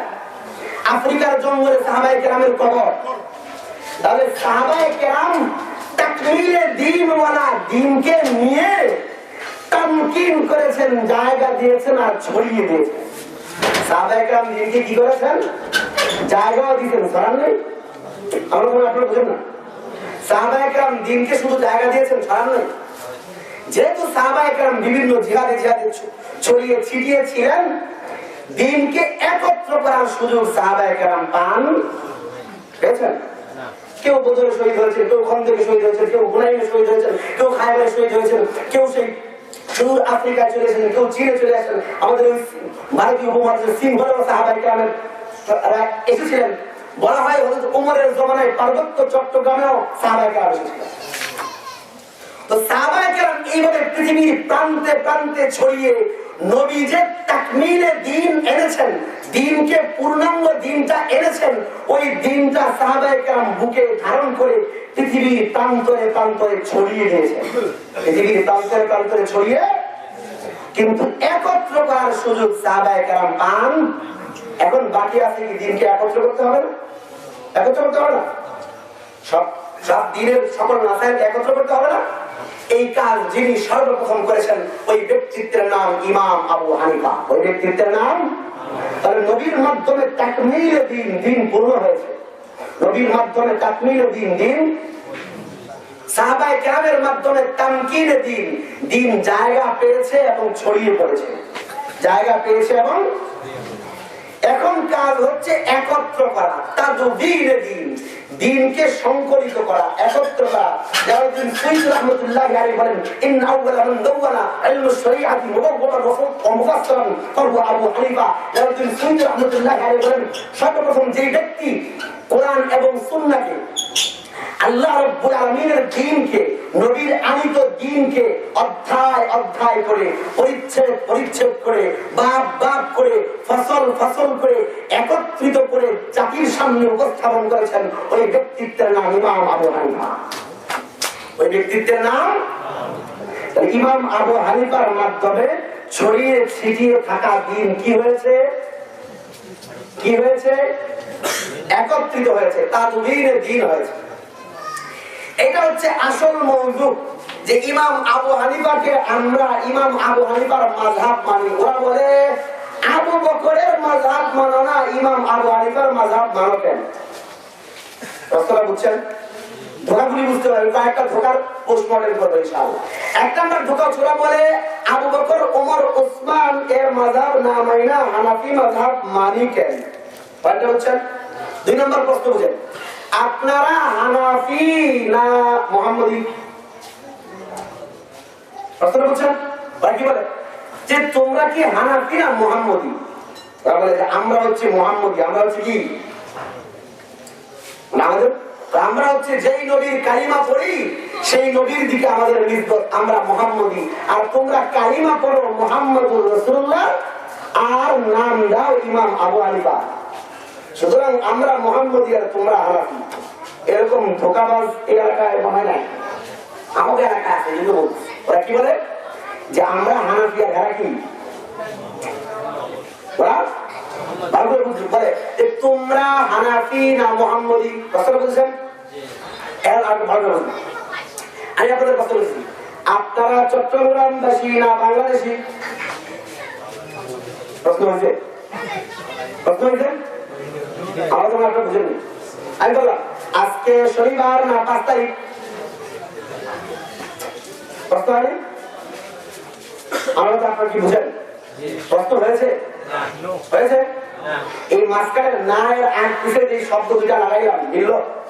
হ্যাঁ, প্রশ্ন আজকে 5 তারিখ না 6 তারিখ? আজকে শনিবার না? প্রশ্ন আজকে 5 তারিখ না শনিবার? প্রশ্ন হয়েছে? ওই আলাদা প্রশ্ন, কি মনে প্রশ্ন? আপনি চট্টগ্রামবাসী না বাংলাদেশী? কোন একটা প্রশ্ন? আহলে হাদিস মার্কা প্রশ্ন। কোন একটা প্রশ্ন? আহলে হাদিস, কথিত আহলে হাদিস মার্কা প্রশ্ন। কথিত? আপনি বলবেন যে আমার যেই ব্যক্তি চট্টগ্রামবাসী সেই ব্যক্তি অবশ্যই বাংলাদেশী। বাংলাদেশী না হলে চট্টগ্রামবাসী হওয়া যাবে? আমি বললো যে আমি তো মক্কায় গিয়েছিলাম, তো হাজরে আসওয়াদের সামনে যখন দাঁড়াইছি তখন আমার একজন প্রশ্ন করছে যে আপনার বাড়ি কোথায়? আমি বললাম আমার বাড়ি বাংলাদেশে। প্রশ্ন উত্তর হয়? এখন হজ করে ফিরে আসছে আপনাদের এই দক্ষিণ মাদ্রাসা না, মাদ্রাসা চলে আসছে। আসার পর এখন জিজ্ঞাসা করলো যে আপনার বাড়ি কোথায়? সে বলে বাংলাদেশে। উত্তর হয়েছে? এখন আপনি যদি খেয়াল করেন যে বেটা রাসূলের মক্কায় হাজরে আসওয়াদের সামনে তারা একই প্রশ্নের জবাব বাংলাদেশ যখন বলছি তখন উত্তর হয়ে গেছে, আর এই দেশে আইসা ফিতনার জায়গার মধ্যে আইসা আমি বাংলাদেশ বলে উত্তর হয় না, অথচ হাজরে আসওয়াদের সামনে হয়ে গেছে। খুব জ্ঞানী একটা প্রশ্ন। আপনি তার উত্তরে বললেন যে তুমি খুব জ্ঞানী মানুষ, ওরে সাধুবাদ দিবেন। সাধুবাদ দিবেন বেটা আহমদ, ওখানে গিয়ে তোমার বাড়ি কোথায় এই প্রশ্নের জবাবে বাংলাদেশ বললে উত্তর সঠিক হয়, কিন্তু এই পল্লী এলাকায় বাংলাদেশে প্রবেশ করে এর পল্লী অঞ্চলে এসে বাংলাদেশি হওয়ার জবাব দিলে প্রশ্নের জবাব ঠিক তেমনি আপনি মুহাম্মদীরা হানাফি এই প্রশ্নটা জালিয়াতিপূর্ণ প্রশ্ন, ধোঁকাবাজি প্রশ্ন। প্রশ্ন হবে তুমি বাংলাদেশি, তুমি মুহাম্মদীরা ঈসাই। তুমি মুহাম্মদী না, যে তুমি মুহাম্মদুর রাসূলুল্লাহর উম্মত সাল্লাল্লাহু আলাইহি ওয়াসাল্লাম নাকি ঈসা আলাইহিস সালামের উম্মত? এটা হচ্ছে কি যৌক্তিক প্রশ্ন হবে। তুমি মুহাম্মদী না মুসাই? যৌক্তিক প্রশ্ন। প্রশ্ন হবে তুমি হানাফি না শাফি? হানাফি না? তুমি হানাফি না মালিকি? যৌক্তিক। কিন্তু প্রশ্ন করি যে তুমি আপনি কি চট্টগ্রামবাসী না বাংলাদেশী? এটা যেমন জালিয়াতপূর্ণ মূর্খতা সুলভ প্রশ্ন, তুমি হানাফি না মুহাম্মদী এই প্রশ্নটাও একই মানের জালিয়াতপূর্ণ এবং মূর্খতা সুলভ প্রশ্ন। এই প্রশ্নটার জবাব দিতে পারবেন তো? ধোকাটা বুঝতে পেরেছেন যে এই ব্যক্তি হানাফি সে মুহাম্মদী না? মুহাম্মদী না? আমরা তো প্রথমে বলেছি তাকমিলে দ্বীন নবীর মাধ্যমে হয়েছে, তাকমিলে দ্বীন নবীর মাধ্যমে, তারপরে তামকিনে দ্বীন সাহাবায়ে কেরামের মাধ্যমে হয়েছে। 3 নম্বরে বলি আমি হানাফি। প্রথমে নবীর মাধ্যমে বলি আমি আহলে সুন্নাহ। তাকমিলে দ্বীন মানে আহলে আর সাহাবায়ে কেরামকে মানি মানে ওয়াল জামাআহ, সাহাবীদের জামাতকে মানি। এরপরে আমি তাদবীনে দ্বীন, দ্বীন সংকলনকারী ইমাম আবু হানিফাকে মানি, আমি মানে হানাফি। তাহলে আমি প্রথমে হানাফি না প্রথমে মুহাম্মদী? প্রথমে হানাফি না প্রথমে মুহাম্মদী? তাহলে হানাফি হতে হলে প্রথমে মুহাম্মদী হতে হবে না? চট্টগ্রামবাসী হতে হলে বাংলাদেশি প্রথমে হতে হবে না? নাকি চট্টগ্রামবাসী আলাদা হয়ে যাবে? যে চট্টগ্রামবাসী বাংলাদেশি না? তাহলে প্রশ্নটা যদি এরকম করা হয় তাহলে এটা জালিয়াতপূর্ণ এবং ধোঁকাবাজিমূলক প্রশ্ন। আরেকটা বিষয় হচ্ছে ওরা বলবে যে 4 খলিফার তাকলিদ রেখে, 4 খলিফার মাযহাব রেখে ইমাম আবু হানিফার মাযহাব মানা কেন? প্রশ্নটা বুঝেছেন? সুন্দর না প্রশ্নটা? শুনতে খারাপ লাগে? অযৌক্তিক মনে হয় না? যৌক্তিক মনে হয় না? কথা তো সত্য যে আমরা আবু বকর রাদিয়াল্লাহু তাআলার মাযহাব মানি না, ওমর রাদিয়াল্লাহু তাআলার মাযহাব মানি না, তারপরে উসমান আলী রাদিয়াল্লাহু তাআলার মাযহাব মানি না, ইমাম আবু হানিফার মাযহাব মানি না। যৌক্তিক মনে হয় না? দুইটা উত্তর শেখায়। 1 নম্বর উত্তর বলতে ঠিক আছে আমি আবু বকর সিদ্দিক রাদিয়াল্লাহু তাআলার মাযহাব মানব।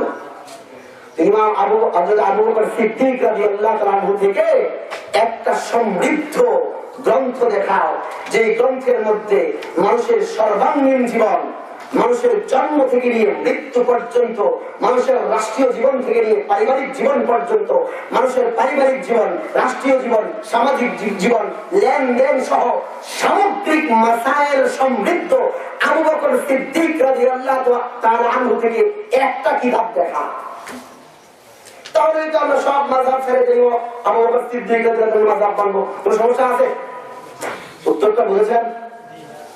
যেহেতু আমরা ইমাম আবু হানিফা রাহমাতুল্লাহি আলাইহি থেকে সমৃদ্ধ ফিকহ গ্রন্থ, যাতে মানুষের জন্ম থেকে নিয়ে মৃত্যু পর্যন্ত, মানুষের পারিবারিক জিন্দেগি থেকে নিয়ে রাষ্ট্রীয় জীবন পর্যন্ত, মানুষের সর্বাঙ্গীন জীবনের সকল মাসলা সমাধান আমরা ফিকহের কিতাবে পাই, ইমাম আবু হানিফার ফিকহে পাই। এই জন্য আমরা ইমাম আবু হানিফার পথ নির্দেশনায় আল্লাহর শরীয়ত মানি। কার পথ নির্দেশনায় আল্লাহর শরীয়ত মানি? ইমাম আবু হানিফাকে মৌলিক ভাবে মানি না, কাকে মানি? আয়াত যে বলেছিলাম, আয়াতের মধ্যে আল্লাহ একটা শব্দ বলেছে, ভালো করে বুঝবেন। ইস্তেমবা কি শব্দ? বলেন ইস্তেম। ইয়েস তো ভেরি গুড, তো সবাই পাই, তাই না? বাচ্চারাও তো বলে। দিনের কিছু শব্দ মুখস্থ করতে কষ্ট হবে। ইস্তেমবাদ শব্দের অর্থ হচ্ছে মাটির নিচ থেকে পানি বের করে দেওয়া। মাটির নিচ থেকে, এখানে একটা মসজিদ আছে না, এই মসজিদ একজন নির্মাণ করুন, কথা 1 মাস আগে নির্মিত হয়েছে, হওয়ার পর এখন পানি দরকার না? পানি দরকার না? পানি। এখন পানি দরকার, কি করা যায়? তো আপনাদের এলাকার একজন মোড়ল সাহেব বললেন যে পানি তো দরকার, ওযু করা দরকার, তো আমি আমার নিজের টাকা দিয়ে, নিজের পয়সা দিয়ে, নিজের মেহনত দিয়ে আমি নিচ থেকে পানি বের করে দিলাম। তো উনি একটা কূপ খনন করে দিলাম। কূপ তো বুঝেন? কল আছে, আরো সব কলের মাধ্যমে পানি বের করে, টিউবওয়েলের মাধ্যমে। এখন এই পানি দিয়ে আপনারা ওযু করেন, গোসল করেন, তারপরে নামাজ পড়েন। এখন আপনাদের এলাকায় একজন অতি পণ্ডিত দেখুন, ও বলতেছে যে এই টিউবওয়েলের পানির নাম টিউবওয়েলের নাম হয়ে গেছে মোড়ল সাহেবের টিউবওয়েল। তো মোড়ল সাহেবের টিউবওয়েলের মাধ্যমে আপনারা ওযু করেন, আপনারা গোসল করেন, এরপরে নামাজ পড়েন। সুতরাং আপনারা ওই মোড়ল সাহেবের সৃষ্টিকৃত পানির মাধ্যমে ইবাদত করেন, আপনারা মুশরিক। এই পানির স্রষ্টা হচ্ছে মোড়ল সাহেব। এই পানি আগে ছিল না, নতুন করে মোড়ল সাহেব বানাইছে। নতুন করে মোড়ল সাহেব যেহেতু পানি বানাইছে, আবার এই টিউবওয়েলের নাম হয়ে গেছে মোড়ল সাহেবের টিউবওয়েল। সুতরাং এই পানি দিয়ে উযু করলে উযু হবে না, এই পানি দিয়ে গোসল করলে গোসল হবে না, এটা শিরক। এরকম ফতোয়া দিলে আপনার সবাই মিলে ফুলের মালা দিয়ে ওরে নোবেল পুরস্কার দিবেন না? পুরস্কার দিবেন না? তো মহাজ্ঞানী মানুষ বলবেন না, বলবেন এই পানির স্রষ্টা আল্লাহ, কিন্তু মোড়ল সাহেব তার নিজের মুজাহাদা, নিজের চেষ্টায় পানিকে বের করে দিয়েছেন। কি করেছেন? পানি বানিয়েছে না, পানি বের করেছে। পানিকে দেখিয়ে দিয়েছে। পানি বানায় বলছেন। তো ওই ব্যক্তি পানিকে বের করেছে, পানির স্রষ্টা ওই ব্যক্তি। আরেকটা পয়েন্ট বুঝলেন, ওরা আপনাকে বলবে যে হানাফি মাযহাব নবীর জামানায় ছিল। কি বলবে? হানাফি মাযহাব নবীর জামানায় এগুলো তো পরে বানাইছে, সুতরাং আমরা নবীকে মানি, সরাসরি নবীকে। হানাফি মাযহাব পরে হয়েছে, এগুলো বেদাত। আজকে থেকে শিখা বলবেন। অনেক জীবন হানাফি মাযহাব নবীর জামানায় ছিল কিনা, এখন থেকে বলবেন হানাফি মাযহাব নবীর জামানায় ছিল। হানাফি মাযহাব নবীর জামানায় বলতে ভয় লাগতেছে না? ওই পাঁচটা প্রশ্ন করে শিখাইছে। ওরে বলবেন ইমাম বুখারী শরীফ নবীর জামানায় ছিল? বুখারী শরীফ নবীর জামানায় ছিল? ছিল? ও বলবে ইমাম বুখারী নবীর জামানায় ছিল না, কিন্তু বুখারীর হাদিস নবীর জামানায় ছিল না? ছিল না? ও কি বলবে যে ইমাম বুখারী নবীর জামানায় ছিল না, কিন্তু বুখারীর হাদিস নবীর জামানায় অবশ্যই ছিল। ঠিক তেমনি ইমাম আবু হানিফা নবীর জামানায় ছিল না, কিন্তু ফিকহে হানাফি ইমাম আবু হানিফা রাহমাতুল্লাহি আলাইহি কোরআন এবং হাদিসের অন্তর থেকে, কোরআন এবং হাদিসের গভীর থেকে, কোরআন এবং হাদিসের ভিতর থেকে ইজতিহাদ করে তিনি তার নিজস্ব ফাকাহাত দিয়ে কোরআন এবং হাদিসের ভিতর থেকে যেই মাসালা বের করেছেন, ওই মাসালা কোরআন এবং হাদিসের ভিতরে নবীর জামানা থেকেই ছিল। নবীর জামানা থেকেই, নবীর জামানা থেকে আলোচনা ছিল না? ছিল না, কিন্তু প্রকাশিত ছিল না। প্রকাশিত ঠিক যেমন ওই মোড়লকে যদি কেউ এসে বলে যে তুমি পানির স্রষ্টা, পানি তুমি 2 দিন আগে বানাইছো, তখন আপনি বলবেন আহমদ, এই পানির স্রষ্টা আল্লাহ। যেদিন থেকে আল্লাহ জমিন সৃষ্টি করেছেন, সেদিন থেকে নিয়ে এই জমিনের নিচে পানি ছিল। পানি ছিল না, কিন্তু প্রকাশিত ছিল। এখন প্রয়োজন হয়েছে এবং ওই মোড়ল এসেছে। মোড়ল তারা নিজের ইজতিহাদ দিয়ে, নিজের ক্ষমতা দিয়ে, নিজের যোগ্যতা দিয়ে, নিজের চেষ্টা মেহনত দিয়ে ভিতর থেকে পানি প্রকাশ করেছে। কি করেছে? সৃষ্টি করেছে। পানি আগে থেকে ছিল না? পানি জমিন যেদিন থেকে সৃষ্টি হয়েছে, সেদিন থেকে পানি নিচে ছিল, প্রকাশিত ছিল না। এখন প্রয়োজন হয়েছে, মোড়ল এসে পানি প্রকাশ করেছে, আবিষ্কার করেছে, বানায় আবিষ্কার করেছে পানি। সুতরাং যদি বলা যে পানি 2 দিন আগে সৃষ্টি, এর পুরস্কার দিবেন? পুরস্কার দিবেন? কি বলবেন যে আহমদ পানি আগে থেকেই ছিল, কিন্তু প্রকাশিত। ঠিক তেমনি ফিকহে হানাফি, এটা নবীর জামানায় ছিল, কিন্তু প্রকাশিত। কারণ ফিকহের সমস্ত মাসাইলগুলি কোরআন এবং হাদিসের অন্তর থেকেই প্রকাশ করে। নিজে নিজে বানান। তাহলে হানাফি মাযহাব নবীর জামানায় ছিল না? ছিল না? ইমানের সাথে বলেন ছিল না? কিন্তু কি ছিল না? প্রকাশিত। যেমন মাটির নিচের পানি প্রকাশিত ছিল না, ব্যক্তি তার চেষ্টা দিয়ে বের করে দিয়েছে।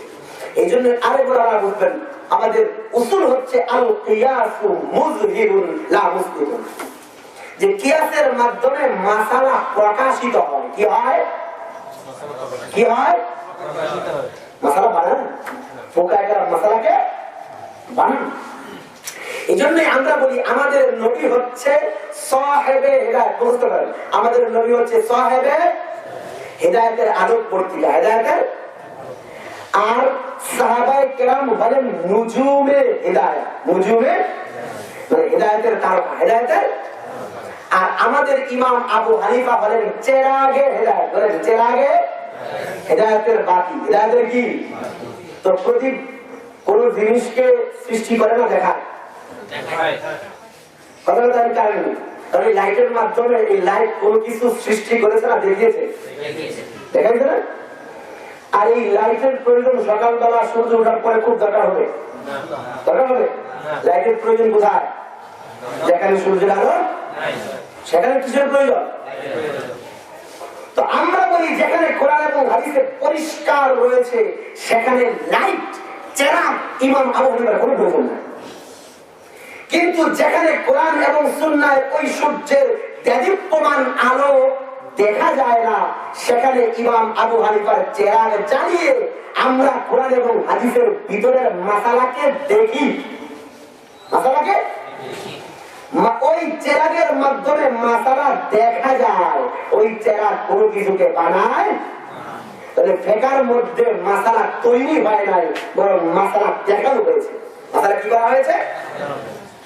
তো যে প্রশ্নের উত্তর দিচ্ছিলাম, বলতেছিলাম যে আমরা চার মাযহাব, আমরা মাযহাব মানি কিন্তু চার খলিফার মাযহাব মানি না কেন? তাহলে এক নম্বর উত্তর কি বলেছিলাম? ওরে বলবেন যে আবু বকর সিদ্দিক রাদিয়াল্লাহু আনহু থেকে একটা মাযহাবের কিতাব পুরোপুরি আমাদের দেখায় দাও, ইমাম আবু হানিফাকে ছেড়ে দিয়ে আজকেই হযরত আবু বকর সিদ্দিকের মুকাল্লিদ হয়ে তার মাযহাব মানতে শুরু করবে। প্রশ্নের উত্তরটা বলেছেন। দুই নাম্বার, হযরত আবু বকর সিদ্দিক রাদিয়াল্লাহু আনহুর কাছে প্রথমত দুইটা জিনিস ছিল। এক নাম্বার কোরআন ছিল, এক নম্বরে কি ছিল? দুই নম্বরে নবীর হাদিস ছিল, দুই নম্বরে নবীর হাদিস ছিল। তিন নম্বরে ছিল হচ্ছে তার নিজস্ব ফতোয়া, তার নিজস্ব। তাহলে আবু বকর সিদ্দিকের কাছে কয়টা জিনিস ছিল? হযরত ওমর রাদিয়াল্লাহু আনহুর ফতোয়া ছিল, ছিল না? আপনারা বুঝেন, ওমর রাদিয়াল্লাহু আনহুর ফতোয়া ছিল, উনি তো তখন খলিফাই হয়নি। আমরা তখন আপনারা বুঝতেছেন না, ওমর রাদিয়াল্লাহু আনহুর ফতোয়া ছিল না, পরবর্তী খলিফা না? জি। হযরত উসমান রাদিয়াল্লাহু আনহুর ফতোয়া হযরত আবু বকরের কাছে ছিল না, হযরত আলী রাদিয়াল্লাহু আনহুর ফতোয়া না, ছিল।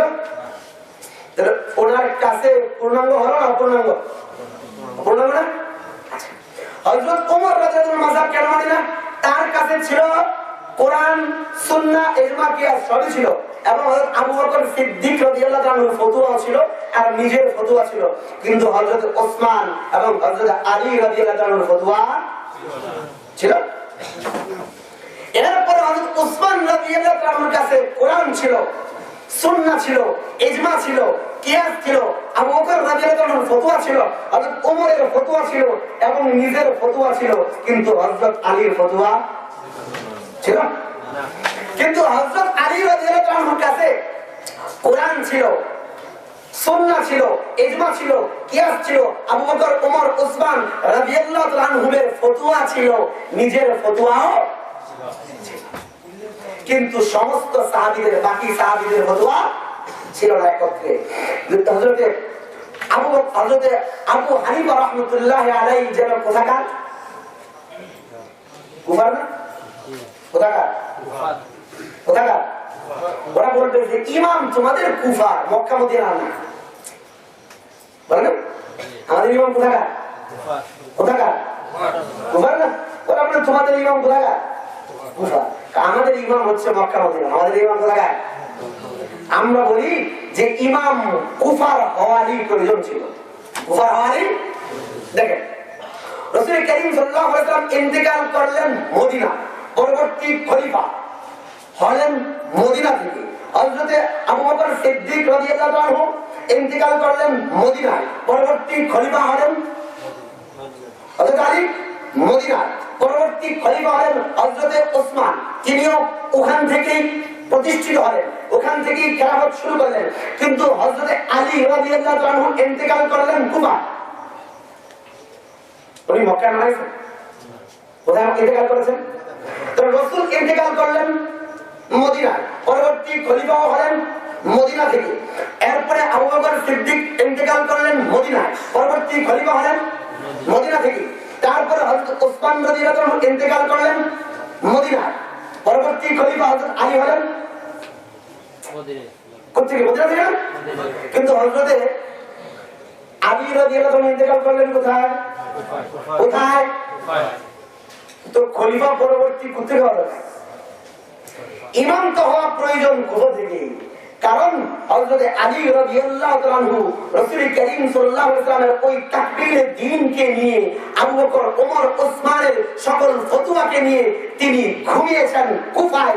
সেখান থেকে আমাদের ইমামের জন্ম হয়েছে।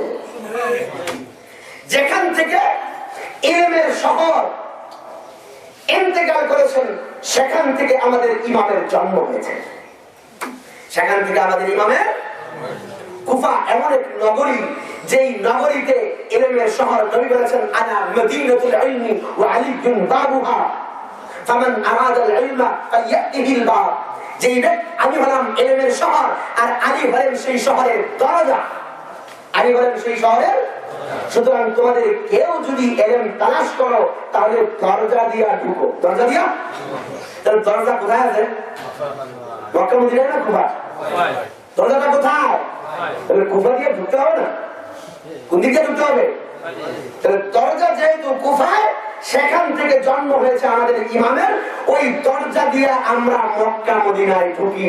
মাঝখান দিয়া ঢুইকা শিরের চোরের মতো আমরা ওই দ্বীনের ইলমের ওই প্রাসাদে ঢুকতে চাই না। সো দরজা দিয়ে ঢুকে না, দরজা দিয়ে ঢুকে, দরজা দিয়ে কে ঢুকে? বাড়ির মালিক এবং সম্মানিত অতিথিরা শিরের চোরের মতো ঢুকে না, দরজা দিয়ে ঢুকে। যেহেতু ইলমের দরজা শুয়ে আছে কুফায়, সেখান থেকে ইমামের জন্ম হয়েছে। পৃথিবী বিখ্যাত ইমামের মাধ্যমে ওই দরজা দিয়ে আমরা মক্কা মদিনায় প্রবেশ করি। যারা বলে সরাসরি মক্কা মদিনা, ওরা ওই শীতের চোরের মতো ঘরে ঢুকতে চায়। আর মোটা উদাহরণ তারপরে আপনারা বুঝাবেন যে ওরা কিভাবে শীতের চোরের মতো মক্কা মদিনায়।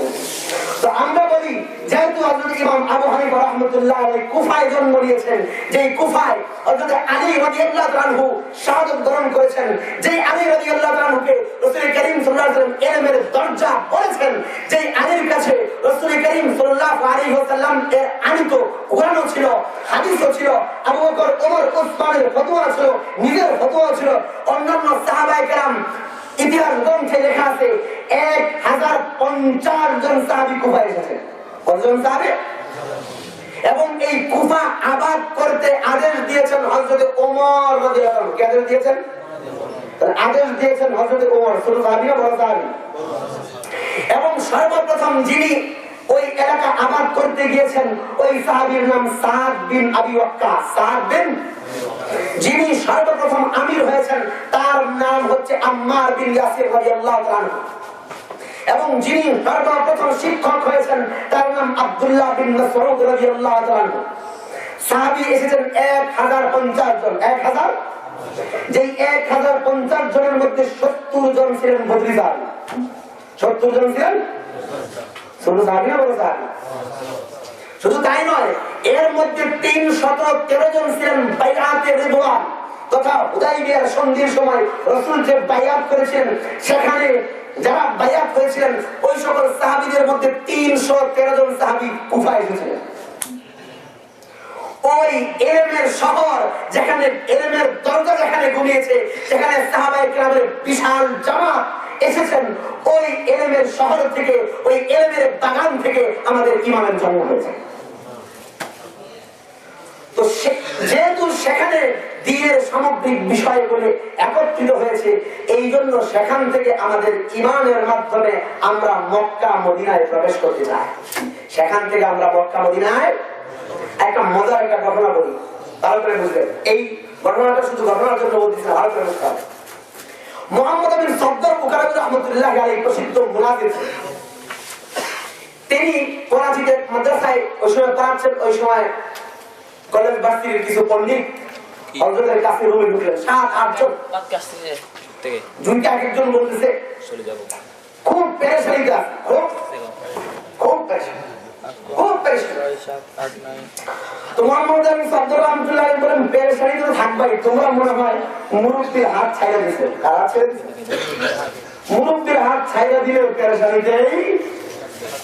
বাজারে যদি আপনি আপনার ছোট্ট বাচ্চাকে নিয়ে যান, আপনার হাত থেকে যদি বাচ্চার হাত ছুটে যায়, ওই বাচ্চা খুব খুশিতে বলবো না, কখন করে কান্না শুরু করবো, তাই না? কারণ কি ছেড়ে দিতে? মুরব্বীর হাত, মুরব্বীর হাত ছেড়ে দিলে পেরেশানিতে করতে হয়। কাদিয়ানিও একই পেরেশানিতে ছিল। একবার কয় আমি নবী, আবার কয় আমি ঈসা মসিহ, আবার কয় আমি ইমাম মাহদী, আবার কয় আমি মুজাদ্দিদ। পাগলের প্রার্থনা নেই? একবার কয় নবী, আবার কয় ঈসা আলাইহিস সালাম, আবার কয় ইমাম মাহদী, আবার কয় মুজাদ্দিদ। এরকম পাগলের মতো এক এক সময় এক একটা বলছে কেন? সে গায়ের মোতা দিচ্ছে। মুরব্বীর হাতকে কি করে দিয়েছিল? তো বলে চার ইমাম, চার ইমাম, ইমাম কয়জন? ইমাম চারজন, পেরেশানি হবে না কেন? তুমি বলো তুমি চার ইমাম করবে? এই উপমহাদেশের মাথার চারটা না একটা? উপমহাদেশের মাথার কয়টা? চারটা আছে? চার মাথা আছে? শাফি কেউ আছে? মালিকি কেউ আছে? হাম্বলি কেউ আছে? তোর মাথার কয়টা ভাই? কয়টা? মাদ্রাসাগুলোতে থেকে শাফি পড়ানো হয়? মাদ্রাসাগুলোতে থেকে হাম্বলি মালিকি পড়ানো হয়? তোর মাথার কয়টা? উপমহাদেশের মাথার কয়টা? এসে বলে যে চার মাযহাবের মাধ্যমে চার বিভক্তি হয়েছে। চার মাযহাবের মাধ্যমে মাযহাবি তো একটা বিভক্তি, আর বিভক্তি থেকে বুঝলেন না কয়টা? তুমি বললেন যে ভাই এখানে তো মাযহাব একটা, এখানে মাযহাব কয়টা? এখানে তুমি চারটা দেখবা কই?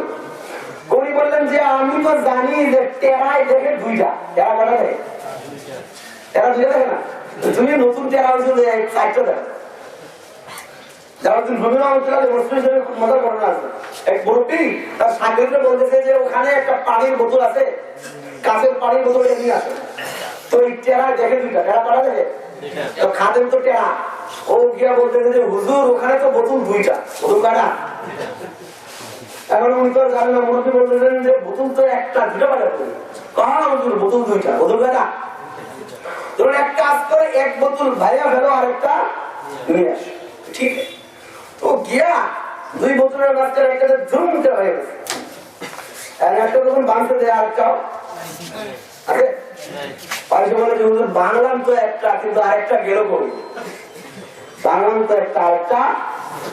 তুমি বললেন যে আমি তো জানি যে টেরায় দেখে দুইটা, তুমি তো দেখো নতুন সিস্টেমের টেরা হলে দেখা যায় দেখতেছে কটা? তুমি বলেছে মাথার একটা না, কিন্তু হেরা দেয় কটা? রঙিন চশমা লাগা হেরা দেয় চারটা। তো মাজার চারটা বিভক্তি আছে। আপনারা নিজের ইমানকে সাক্ষী রেখে বলেন এই উপমহাদেশে যেদিন থেকে ইসলাম এসেছে সেদিন থেকে তারাবির মাসালা নিয়ে কোনো ঝগড়া শুনেছেন আপনারা? ঈদের নামাজের নিয়ে কোনো ঝগড়া হয়েছে? কোন নামাজের মাসালা নিয়ে ঝগড়া হয় নাই। কিন্তু বকবাসকারীরা রানী ভিক্টোরিয়ার মাধ্যমে জন্ম নেওয়ার পর থেকে মসজিদ যেটা একতার নিদর্শন ছিল, যেখানে মানুষ এসে সুকুনত পেত, যেখানে এসে মানুষ প্রশান্তি পেত, একতা হয়ে একতাবদ্ধ হয়ে ধনী দরিদ্র গরিব সবাই একত্রিত হয়ে নামাজ পড়তো, ওই একতার নিদর্শন নামাজকেও ঝগড়ার নিদর্শন বানিয়ে দিয়েছে। প্রত্যেক বছর আনন্দ উল্লাসের সাথে আনন্দের সাথে ঈদের নামাজ পড়তে যাওয়া হয়, ওই আনন্দের জায়গাটাও তার ঝগড়ার জায়গা বানিয়ে দিয়েছে। উনি বললেন যে টেরায় দেখে দুইটা তোমরা চারটা হয়ে গেল, যদি হইয়া যায়, যদি যদি হয় তোর যদির কোথায় নদীতে ফেলো। এখন ওই যদি নিয়ে কেন মারামারি করতেছে? যে মাযহাব চারটা, চারটার মধ্যে কি চারটাই ঠিক? কি বলতে বলো? চারটার মধ্যে চারটাই কি ঠিক? উনি বলেন হ্যাঁ চারটাই ঠিক। এটা কিভাবে সম্ভব চারটা ঠিক? তো উনি বললেন যে চারটা ঠিক না হওয়ার কি কারণ? বলতে যে এই মাযহাবের মধ্যে অনেক মতভেদ, জনক মতভেদ, তো আবার এত মতভেদ থাকা অবস্থায় আবার চারটা ঠিক হয় কিভাবে? উনি বললেন যে আল্লাহ তাআলা একজন। আল্লাহ কয়জন?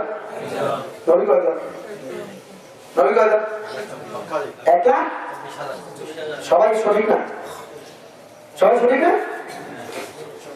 আল্লাহ একজন নবী, নবী কতজন?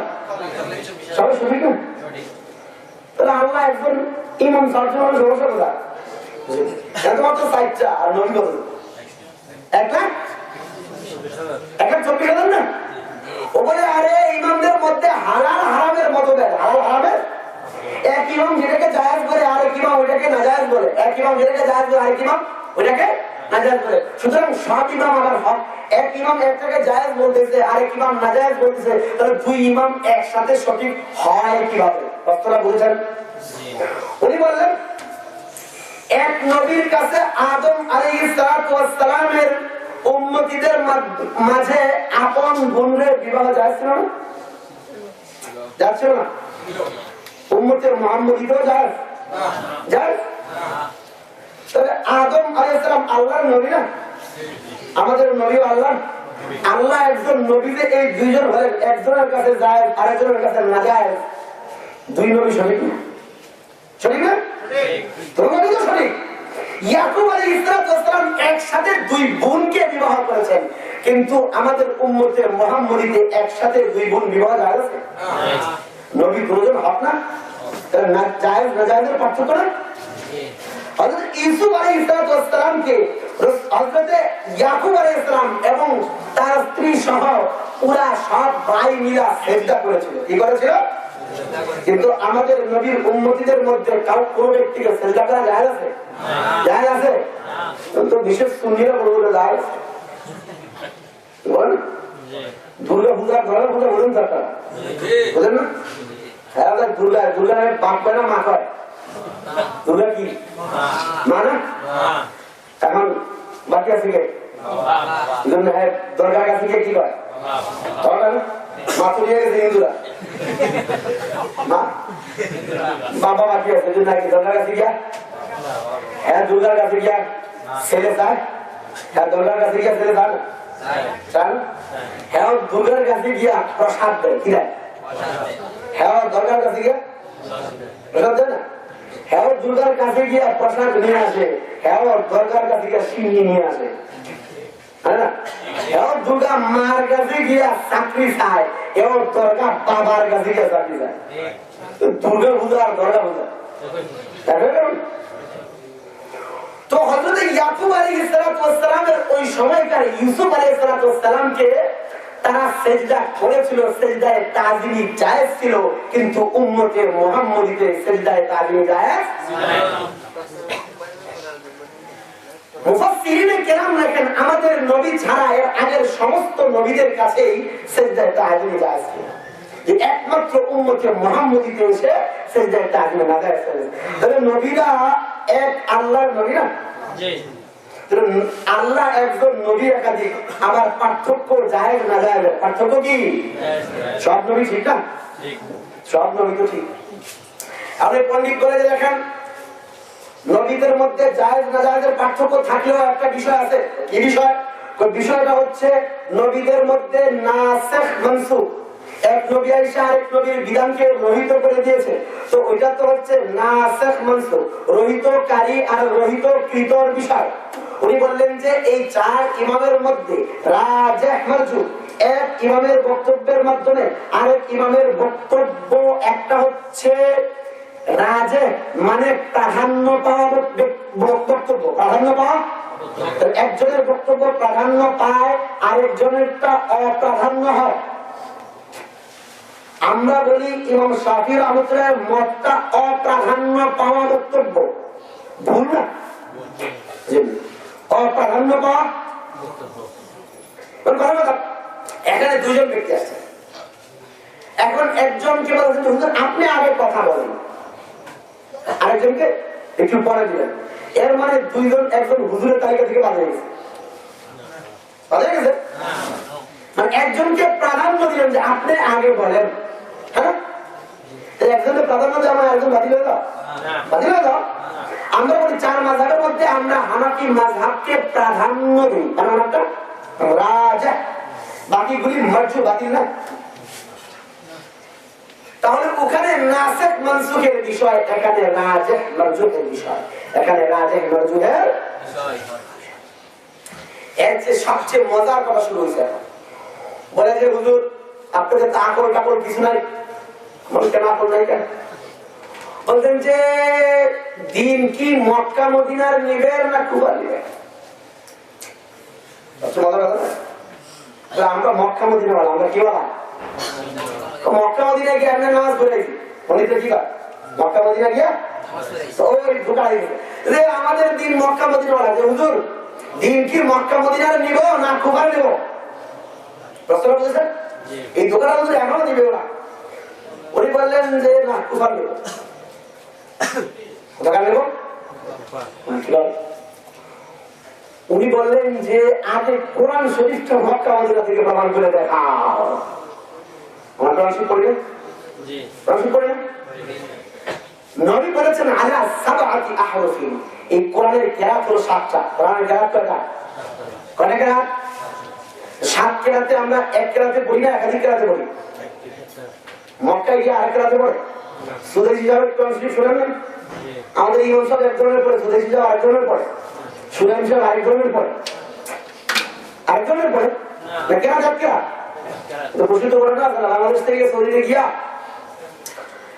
আয়েশা বলতেছে যে আমি সৌদি গেছিলাম, এরা আরবিতে কথা বলে সারা, কিন্তু আজান দেওয়ার সময় আর নামাজ পড়ানোর সময় বাংলা গেল। আমাদের বাংলাদেশের হুজুরা জানেন যে শব্দে আজান দেয়, মক্কা মদিনার একই শব্দে আজান দেয়, মানে কি নামাজের সময় আর কি করে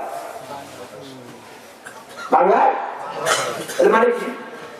মানে হচ্ছে এটা যে কেরাত একটা, কেরাত কি আসলে খালি মজার মজার ঘটনা করছেন, ওটার পছন্দিত ওয়াকিয়াতে করছে। এক পাঞ্জাবি লোক মক্কায় গিয়া দোকানে গেছে বাজার করার জন্য, তো আরবি আরবি বুঝে না, আর ওই লোক পাঞ্জাবি ভাষা বুঝে না, তো দাম বলে ধরা গেছে ধোঁয়া পাঞ্জাবি ভাষায় গাড়ি শুরু করেছে, কারণ ওইটাও গ্রাম্য ও গাড়ি গাড়ি গাড়ি গাড়ি শুরু করেছে, অনেকক্ষণ গাড়ি গাড়ি দিছে, কারো আরবিতে গাড়ি গেছে, আর এটাই পাঞ্জাবি ভাষা। পাঞ্জাবি ব্যক্তি অনেকক্ষণ পরে সাথীদের কাছে ফিরে এসে বলে যে ভাই নবীর এলাকার মানুষ তো খুব ভালো মানুষ, কেন বুঝি? আমি এর গাইলেতেই থাকলাম গাইলেতেই থাকলাম, আর এখানে কোরআন শরীফ পড়তেই থাকলো পড়তেই থাকলো।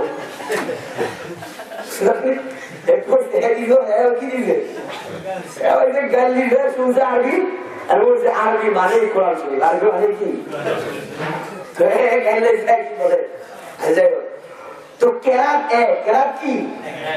আমরা পৃথিবীর সমস্ত ধর্মাবলম্বীদের চ্যালেঞ্জ করে বলি যে তোমাদের যে কিতাবকে বলো আসমানি গ্রন্থ, তোমাদের এক এলাকার বাইবেল আরেক এলাকার বাইবেলের সাথে মিলে না, ইংরেজি বাইবেল বাংলা বাইবেলের সাথে মিলে না। শুধুমাত্র বাংলা বাইবেল যদি একত্র করেন, এক এডিশনের বাইবেল পরবর্তী এডিশনের সাথে মিলে না, পরবর্তী এডিশনের বাইবেল পরবর্তী এডিশনের বাইবেলের সাথে মিলে না। আমাদের কাছে 4টা বাইবেল আছে বাংলায়, এক বাইবেলের সাথে আরেক বাইবেলের মিলে না। কিন্তু কোরআন শরীফ এমন, আমরা তো পৃথিবীর সমস্ত ধর্মাবলম্বীদের চ্যালেঞ্জ করে বলি, পৃথিবীর সমস্ত কান্ট্রি থেকে, প্রত্যেকটা দপ্তর থেকে, প্রত্যেকটা হেফখানা থেকে এক একজন হাফেজ সাহেবকে নিয়ে আসো, একদম পাহাড়ের গুহা থেকে এক হাফেজকে নিয়ে আসো, পৃথিবীর এক মেরু থেকে এক হাফেজকে নিয়ে আসো, সৌদি থেকে এক হাফেজকে নিয়ে আসো, বাংলাদেশ থেকে এক হাফেজকে নিয়ে আসো, কানাডা থেকে এক হাফেজকে নিয়ে আসো, আফগানিস্তান থেকে এক হাফেজকে নিয়ে আসো, আমেরিকা থেকে এক হাফেজকে নিয়ে আসো, লন্ডন থেকে এক হাফেজকে নিয়ে আসো, পৃথিবীর সমস্ত কান্ট্রি থেকে, পাহাড় থেকে, গুহা থেকে, এলাকা থেকে, এমনকি যদি মঙ্গল গ্রহে কোনো হাফেজ থাকে, সেই হাফেজকে নিয়ে এসে একসাথে যদি দাঁড় করিয়ে দাও, একজন হাফেজের চেহারা আরেকজন হাফেজ দেখে নাই, একজন হাফেজের ভাষা আরেকজন হাফেজ কোনোদিন শুনে নাই, একজন হাফেজ কালো আরেকজন হাফেজ ফর্সা আরেকজন হাফেজ মিক্স, এই যে হাফেজ এক হাফেজের চেহারা আরেক হাফেজ বুঝে না, এক হাফেজের চেহারা আরেক হাফেজের সাথে মিল নাই, একজনের ভাষার সাথে আরেকজনের ভাষার মিল নাই, যে কোনোদিন একজন আরেকজনকে দেখে নাই, একজন আরেকজনের ভাষাও বুঝে না, কিন্তু তাদেরকে যদি বলা হয় যে তুমি সূরা ফাতিহা থেকে নিয়ে নাস পর্যন্ত পড়তে থাকো, তাহলে প্রত্যেকটা হাফেজ ওই শব্দই বলবে। যে হাফেজ গুহায় ছিল সে যেই শব্দ বলবে, যে ব্যক্তি ওই লন্ডনের লন্ডনের মধ্যে আরাম আয়েসে বিশাল অট্টালিকার মধ্যে হাসখানায় পড়েছে, সে যেই শব্দ বলবে বাংলাদেশের অজ পাড়াগাঁয়ের হাফেজও একই শব্দে একই কেরাতে সূরা ফাতিহা থেকে নাস পর্যন্ত পড়বে। একটা নুকতায় একটা জেরে জবরে সামান্যতম কোন পার্থক্য পৃথিবীর কোন নুসখায় কোরআনের নুসখায় কেউ দেখাতে পারবে না। কিন্তু বাংলা বাইবেলের একটা সাথে একটা মিল, একজন একটা সাথে আসবে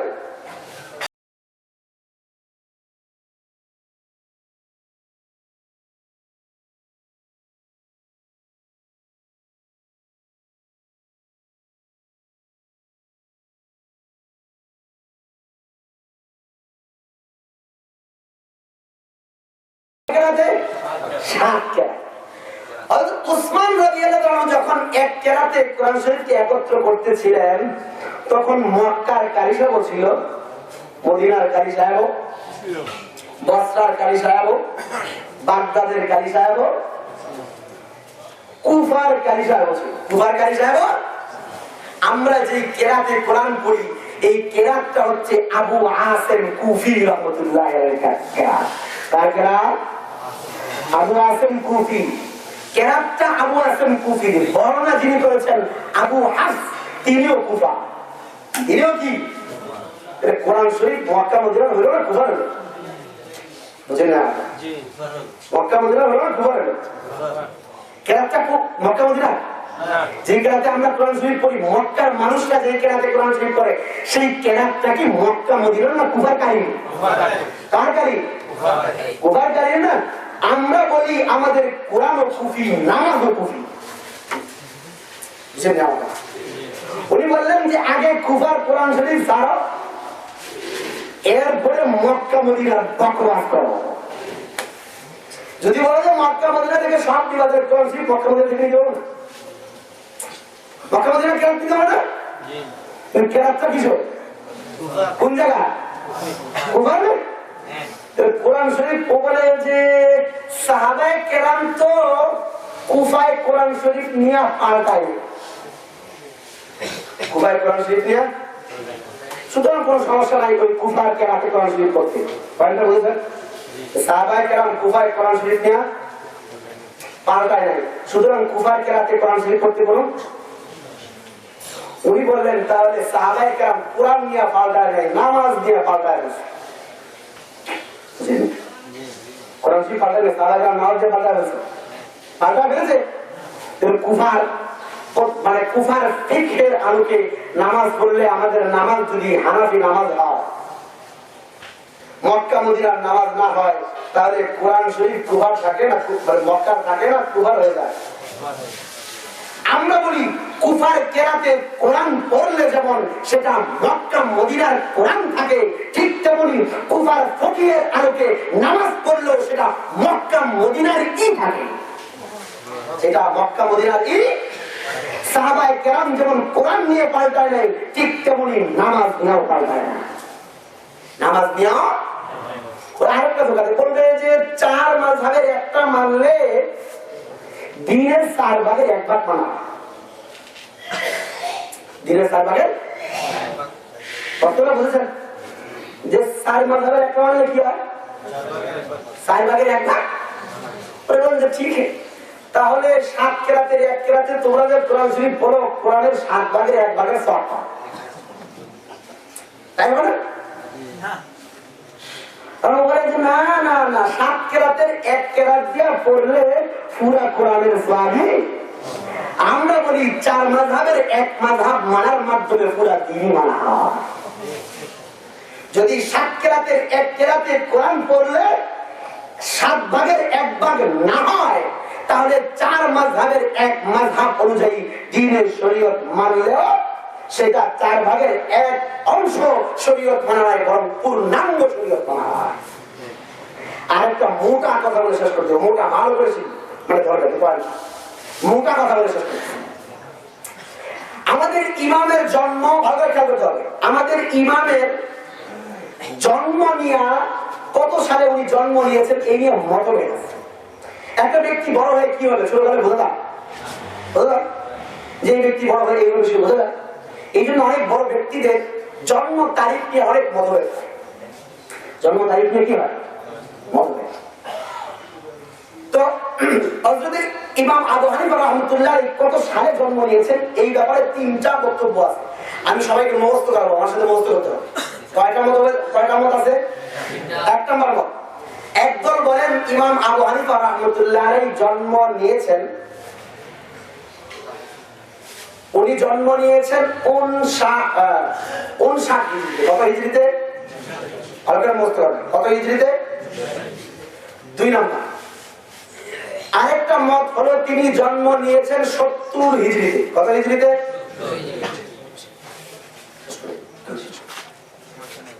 3 নম্বর মত হলো তিনি জন্ম নিয়েছেন 80 হিজরিতে।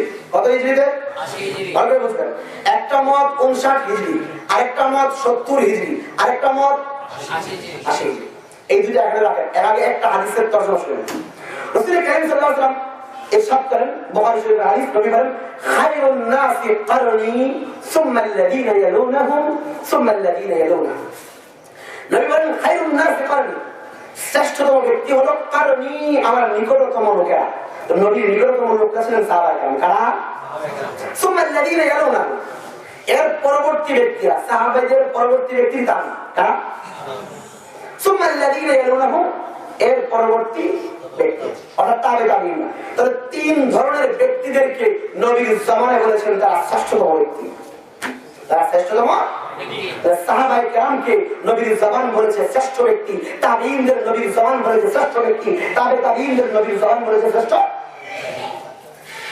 এই হাদিসটা এসেছে বুখারীতে। বুখারীর প্রসিদ্ধতম শরহ ব্যাখ্যা গ্রন্থ ফাতহুল বারীতে ইবনে হাজার আসকালী রাহমাতুল্লাহ আলাইহি এনেছেন এই হাদিসের ব্যাখ্যা। এর ভালো করে বুঝবেন। তিনি বলেন সাহাবীদের জামানা ছিল কতদিন? তিনি লিখেছেন ফাতহুল বারীতে 120 হিজরি পর্যন্ত। ভালো করে মনে রাখবেন, কত হিজরি পর্যন্ত? 120। তাবেঈদের জামানা ছিল 170 হিজরি। কত হিজরি? 170। তাবেঈদের জামানা ছিল 230 হিজরি। 230। আবার বলতেছি, সাহাবীদের জামানা ছিল 120, তাবেঈদের জামানা ছিল 170। কত? তাবেঈদের জামানা ছিল 230। 230 বাস। এই যে দেখা যায়। আর ওখানে গিয়েছিলাম, ইমাম আবু হানিফার জন্ম কেউ বলেছেন 59 হিজরি, কেউ বলেছেন 70 হিজরি, কেউ বলেছেন 80 হিজরি, কেউ বলেছেন 80। যদি ইমাম আবু হানিফা রাহমাতুল্লাহের জন্ম আমরা ধরি তিনি 59 হিজরিতে জন্ম নিয়েছেন, তাহলে 59 হিজরিতে জন্ম নিয়ে ইমাম আবু হানিফা রাহমাতুল্লাহ আলাইহি সাহাবীদের জামানা পেয়েছেন 61 বছর। কত বছর? 61 বছর। কথা ঠিক আছে? কত বছর দেখেছেন? 61 বছর। যদি ধরি যে তিনি জন্ম নিয়েছেন 70 হিজরিতে, তাহলে তিনি সাহাবায়ে কেরামের জামানা দেখেছেন 50 বছর। কত বছর? 50 বছর। যদি ধরি ইমাম আবু হানিফা রাহমাতুল্লাহ আলাইহি জন্ম নিয়েছেন 80 হিজরিতে, এটা তো হবেই, তাহলে তিনি সাহাবায়ে কেরামের জামানা দেখেছেন 40 বছর। কত বছর? 40। তাহলে এক হিসেবে 59 বছর সাহাবাদের জামানা দেখেছেন। এক হিসেবে কত বছর? কত বছর? আরেক হিসেবে 50 বছর। আরেক হিসেবে কত বছর? আরেক হিসেবে কমপক্ষে 40 বছর তো অবশ্যই দেখেছেন। সাহাবীদের জামানা ইমাম আবু হানিফা কত বছর দেখেছেন? কমপক্ষে 40। কমপক্ষে কত? 40 বছর বয়সে কেউ নামাজ শিখে নাই? নামাজ শিখে না? 40 বছর তার নিজের স্বচক্ষে সাহাবায়ে কেরামকে নামাজ পড়তে দেখেছেন, সাহাবায়ে কেরামকে রোজা রাখতে দেখেছেন, সাহাবায়ে কেরামকে জিহাদ করতে দেখেছেন, সাহাবায়ে কেরামকে লেনদেন করতে দেখেছেন, সাহাবায়ে কেরামকে পারিবারিক জিন্দেগি চালাতে দেখেছেন, সাহাবায়ে কেরামকে সাংসারিক জীবন চালাতে দেখেছেন, সাহাবায়ে কেরামকে রাষ্ট্রীয় জীবন চালাতে নিজের স্বচক্ষে দেখেছেন। কমপক্ষে 40 বছর কিংবা 50 বছর কিংবা 59 বছর সাহাবায়ে কেরামের জিন্দেগি দেখে দেখে ইমাম আবু হানিফা রাহমাতুল্লাহ আলাইহি ফিকহে হানাফি সংকলিত করেছেন। এই 40 বছরে উনি মনে নামাজ পড়েন না? নামাজ পড়েন না? 40 বছর নামাজ পড়ে ফরজ হয় না? ফরজ হয় না? আমার আমাদের দেশে গাড়ি না হাঁটলে নামাজ পড়া যায়, এই তো আমাদের টেন্ডেন্সি হয়ে গেছে গাড়ি বাঁচলে পরে বড়। 40 বছর পর্যন্ত উনি নামাজ পড়েন নাই, পড়েন নাই। সামনে ছিল কারা? কারা ছিল সামনে?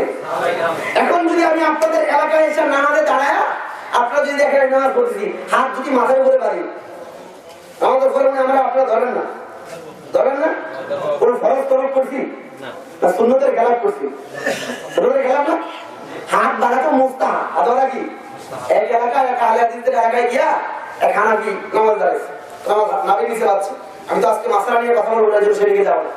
বাচ্চা কোথায় নাবি? সহি হাদিসের খেলা, সহি হাদিসের ও আগে বলে তার সামনে গিয়া নাবির নিচ থেকে গিয়া বুকের উপরে দাঁড়াচ্ছে। বোঝা যাচ্ছে?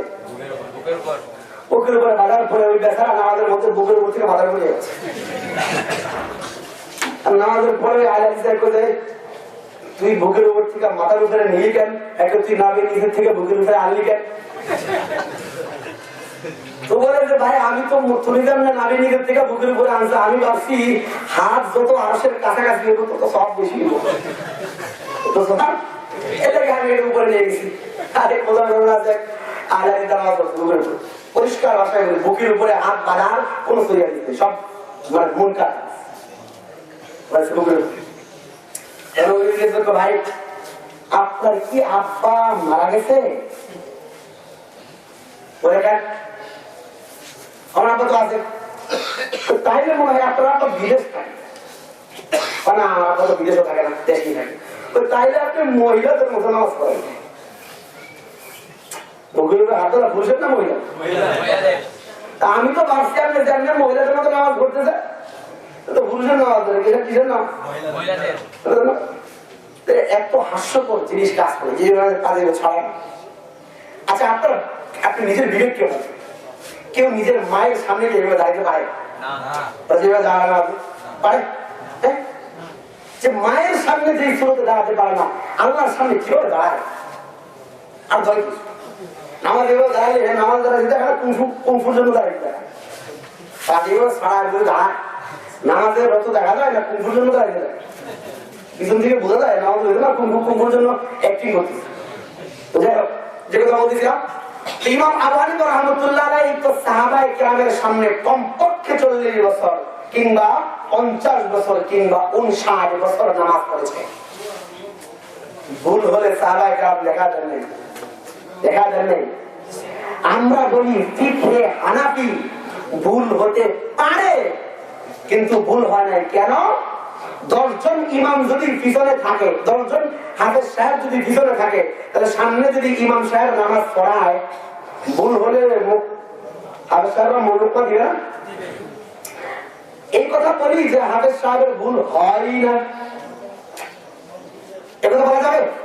ইমাম সাহেব ভুল হতে পারে না, কিন্তু ভুলের উপরে হাফেজ সাহেব টিকে ছিলেন কিনা কথা হচ্ছে না। তো ভুলের উপরে হাফেজের টিকার কোনো সুযোগ নাই, যেহেতু পিছনে 10টা হাফেজ। পিছনে কয়টা হাফেজ? পিছনে কয়টা হাফেজ? আমরা বলি না যে ইমাম আবু হানিফার সব সঠিক, ভুল হতে পারে, কিন্তু পিছনে 40 বছর কিংবা 50 বছর কিংবা 59 বছর সাহাবায়ে কেরাম ছিলেন। কত বছর ছিলেন? ভুল হবার সম্ভাবনা ছিল ইমামের, কিন্তু মুক্তাদিরা তার পিছনে যদি হাফেজ থাকে তাহলে ওই হাফেজের কেরাতে ভুল হয়, হতে পারে, কিন্তু ভুলের উপরে ওই ইমাম টিকে থাকে। আমাদের ইমামের ভুল হতে পারে, কিন্তু সেই ভুলের উপরে তিনি টিকে থাকেন নাই। এই জন্য কারণ তিনি তাদের সামনে নামাজ পড়েছেন যাদেরকে নবী বলেছেন খায়রুল কুরুনি কারণী, ওই সকল শ্রেষ্ঠ ব্যক্তিত্ব যাদের ক্ষেত্রে আল্লাহ কোরআনে কারীমের কোথাও বলেছেন রাদিয়াল্লাহু আনহুম, কোথাও বলেছেন যে উলাইকা হুমুল মুফলিহুন, উলাইকা হুমুস সাদিকুন, উলাইকা হুমুল মুমিনুনা হাক্কা। যে সকল সাহাবায়ে কেরামকে আল্লাহ রাব্বুল আলামিন কোথাও সফল কাম করে সম্বোধন করেছেন, কোথাও হেদায়েত প্রাপ্ত করে সম্বোধন করেছেন, কোথাও নেকের উপরে সত্যের উপরে রয়েছে বলে সম্বোধন করেছেন, ওই সাহাবায়ে কেরাম কমপক্ষে 40 বছর, কমপক্ষে 50 বছর, কমপক্ষে 59 বছর ছিলেন। সুতরাং ভুল হতে পারে, কিন্তু সেই ভুলের উপরে তিনি ইস্তেকামাত, তিনি তার উপরে থাকতে পারেননি, কারণ সাহাবায়ে কেরামরা ছিলেন, শুধু তাই নয়, কারণ 40 জন ফুকাহায়ে কেরামের বোর্ড ছিল। সেই সকল ফুকাহায়ে কেরামের মাধ্যমে ইমাম ছিলেন আবু হানিফা, কিন্তু পিছনে 40 বোর্ডের মাধ্যমে যে ফিকহ ও ফতোয়া সংকলিত হয়েছে, ওই ফিকহ ও ফতোয়ায় ভুল হতে পারত, কিন্তু পিছনের মুক্তাদি যেহেতু ইমাম মুহাম্মদ, পিছনের মুক্তাদি যেহেতু ইমাম আবু ইউসুফ, পিছনের মুক্তাদি যেহেতু ইমাম ইবনে আবি লাইলা, পিছনের মুক্তাদি যেহেতু ইমাম জুবাইর রাহমাতুল্লাহ আলাইহি, এবং তিনি যেহেতু আনাস বিন মালিককে দেখেছেন, তিনি আব্দুল্লাহ বিন আবি আওফাকে দেখেছেন, এমনিভাবে আরো সাহাবায়ে কেরামকে দেখেছেন। এই অসংখ্য সাহাবায়ে কেরাম এবং পিছনের এই অসংখ্য ফকিহ এবং ফুকাহায়ে কেরামের কারণে ইমাম আবু হানিফার ভুল হতে পারত, কিন্তু সেই ভুল তার উপরে তিনি একতাবদ্ধ থাকেন নাই, ইস্তেকামাত থাকেন নাই, স্থির থাকেন নাই। এই জন্য আমরা বলি পৃথিবীর মধ্যে সবচেয়ে শ্রেষ্ঠতর ফিকহ এবং সবচেয়ে সনদ সহ সবচেয়ে সহিহ ফিকহের নাম ফিকহে হানাফি। সবচেয়ে স্ট্রং ফিকহের নাম। কিন্তু আমার সময় শেষ হয়ে গেছে, আরেকটা কথা বলে শেষ করে দিই। মোটা একটা কথা বলি, মোটা কথা। এবার কথা আমি একটা কথা বলবো, সামনে জিনিস শুনলেন, কথা বলতে সামনে একজন আমার দিকে তাকান, মোটা কথা বলে শেষ করতেছি। উনি শুনলেন আমার কথা, উনি আরেকজনের কাছে, পিছনে একজনের কাছে বললেন আরো। তাহলে এইভাবে যদি তৃতীয় ব্যক্তির কাছে সংবাদটা যায়, তাহলে মাঝখানের একজন ব্যক্তি যদি মিথ্যুক আসে, মাঝখানের একজন ব্যক্তি যদি মিথ্যুক আসে, আমার কথা ভালো করে বুঝবেন। আমি উনি আমার কথাটা শুনলেন, উদাহরণ সলিমউদ্দিন আমার কথা শুনলো, সলিমউদ্দিন বললো কলিমউদ্দিনের কাছে, ভালো করে বুঝবেন। সলিমউদ্দিন আমার কথা শুনলো, সলিমউদ্দিন বললো কলিমউদ্দিনের কাছে, কলিমউদ্দিন শোনাইলো রহিমউদ্দিনের কাছে। এখন রহিমউদ্দিন লিখবে, রহিমউদ্দিন এখন এই কথাটার মাঝখানের কলিমউদ্দিন যদি মিথ্যুক হয়, তাহলে রহিমউদ্দিনের কাছে কথাটা সত্য হিসেবে আসলো না মিথ্যা হিসেবে আসলো? ভালো করে দেখবেন।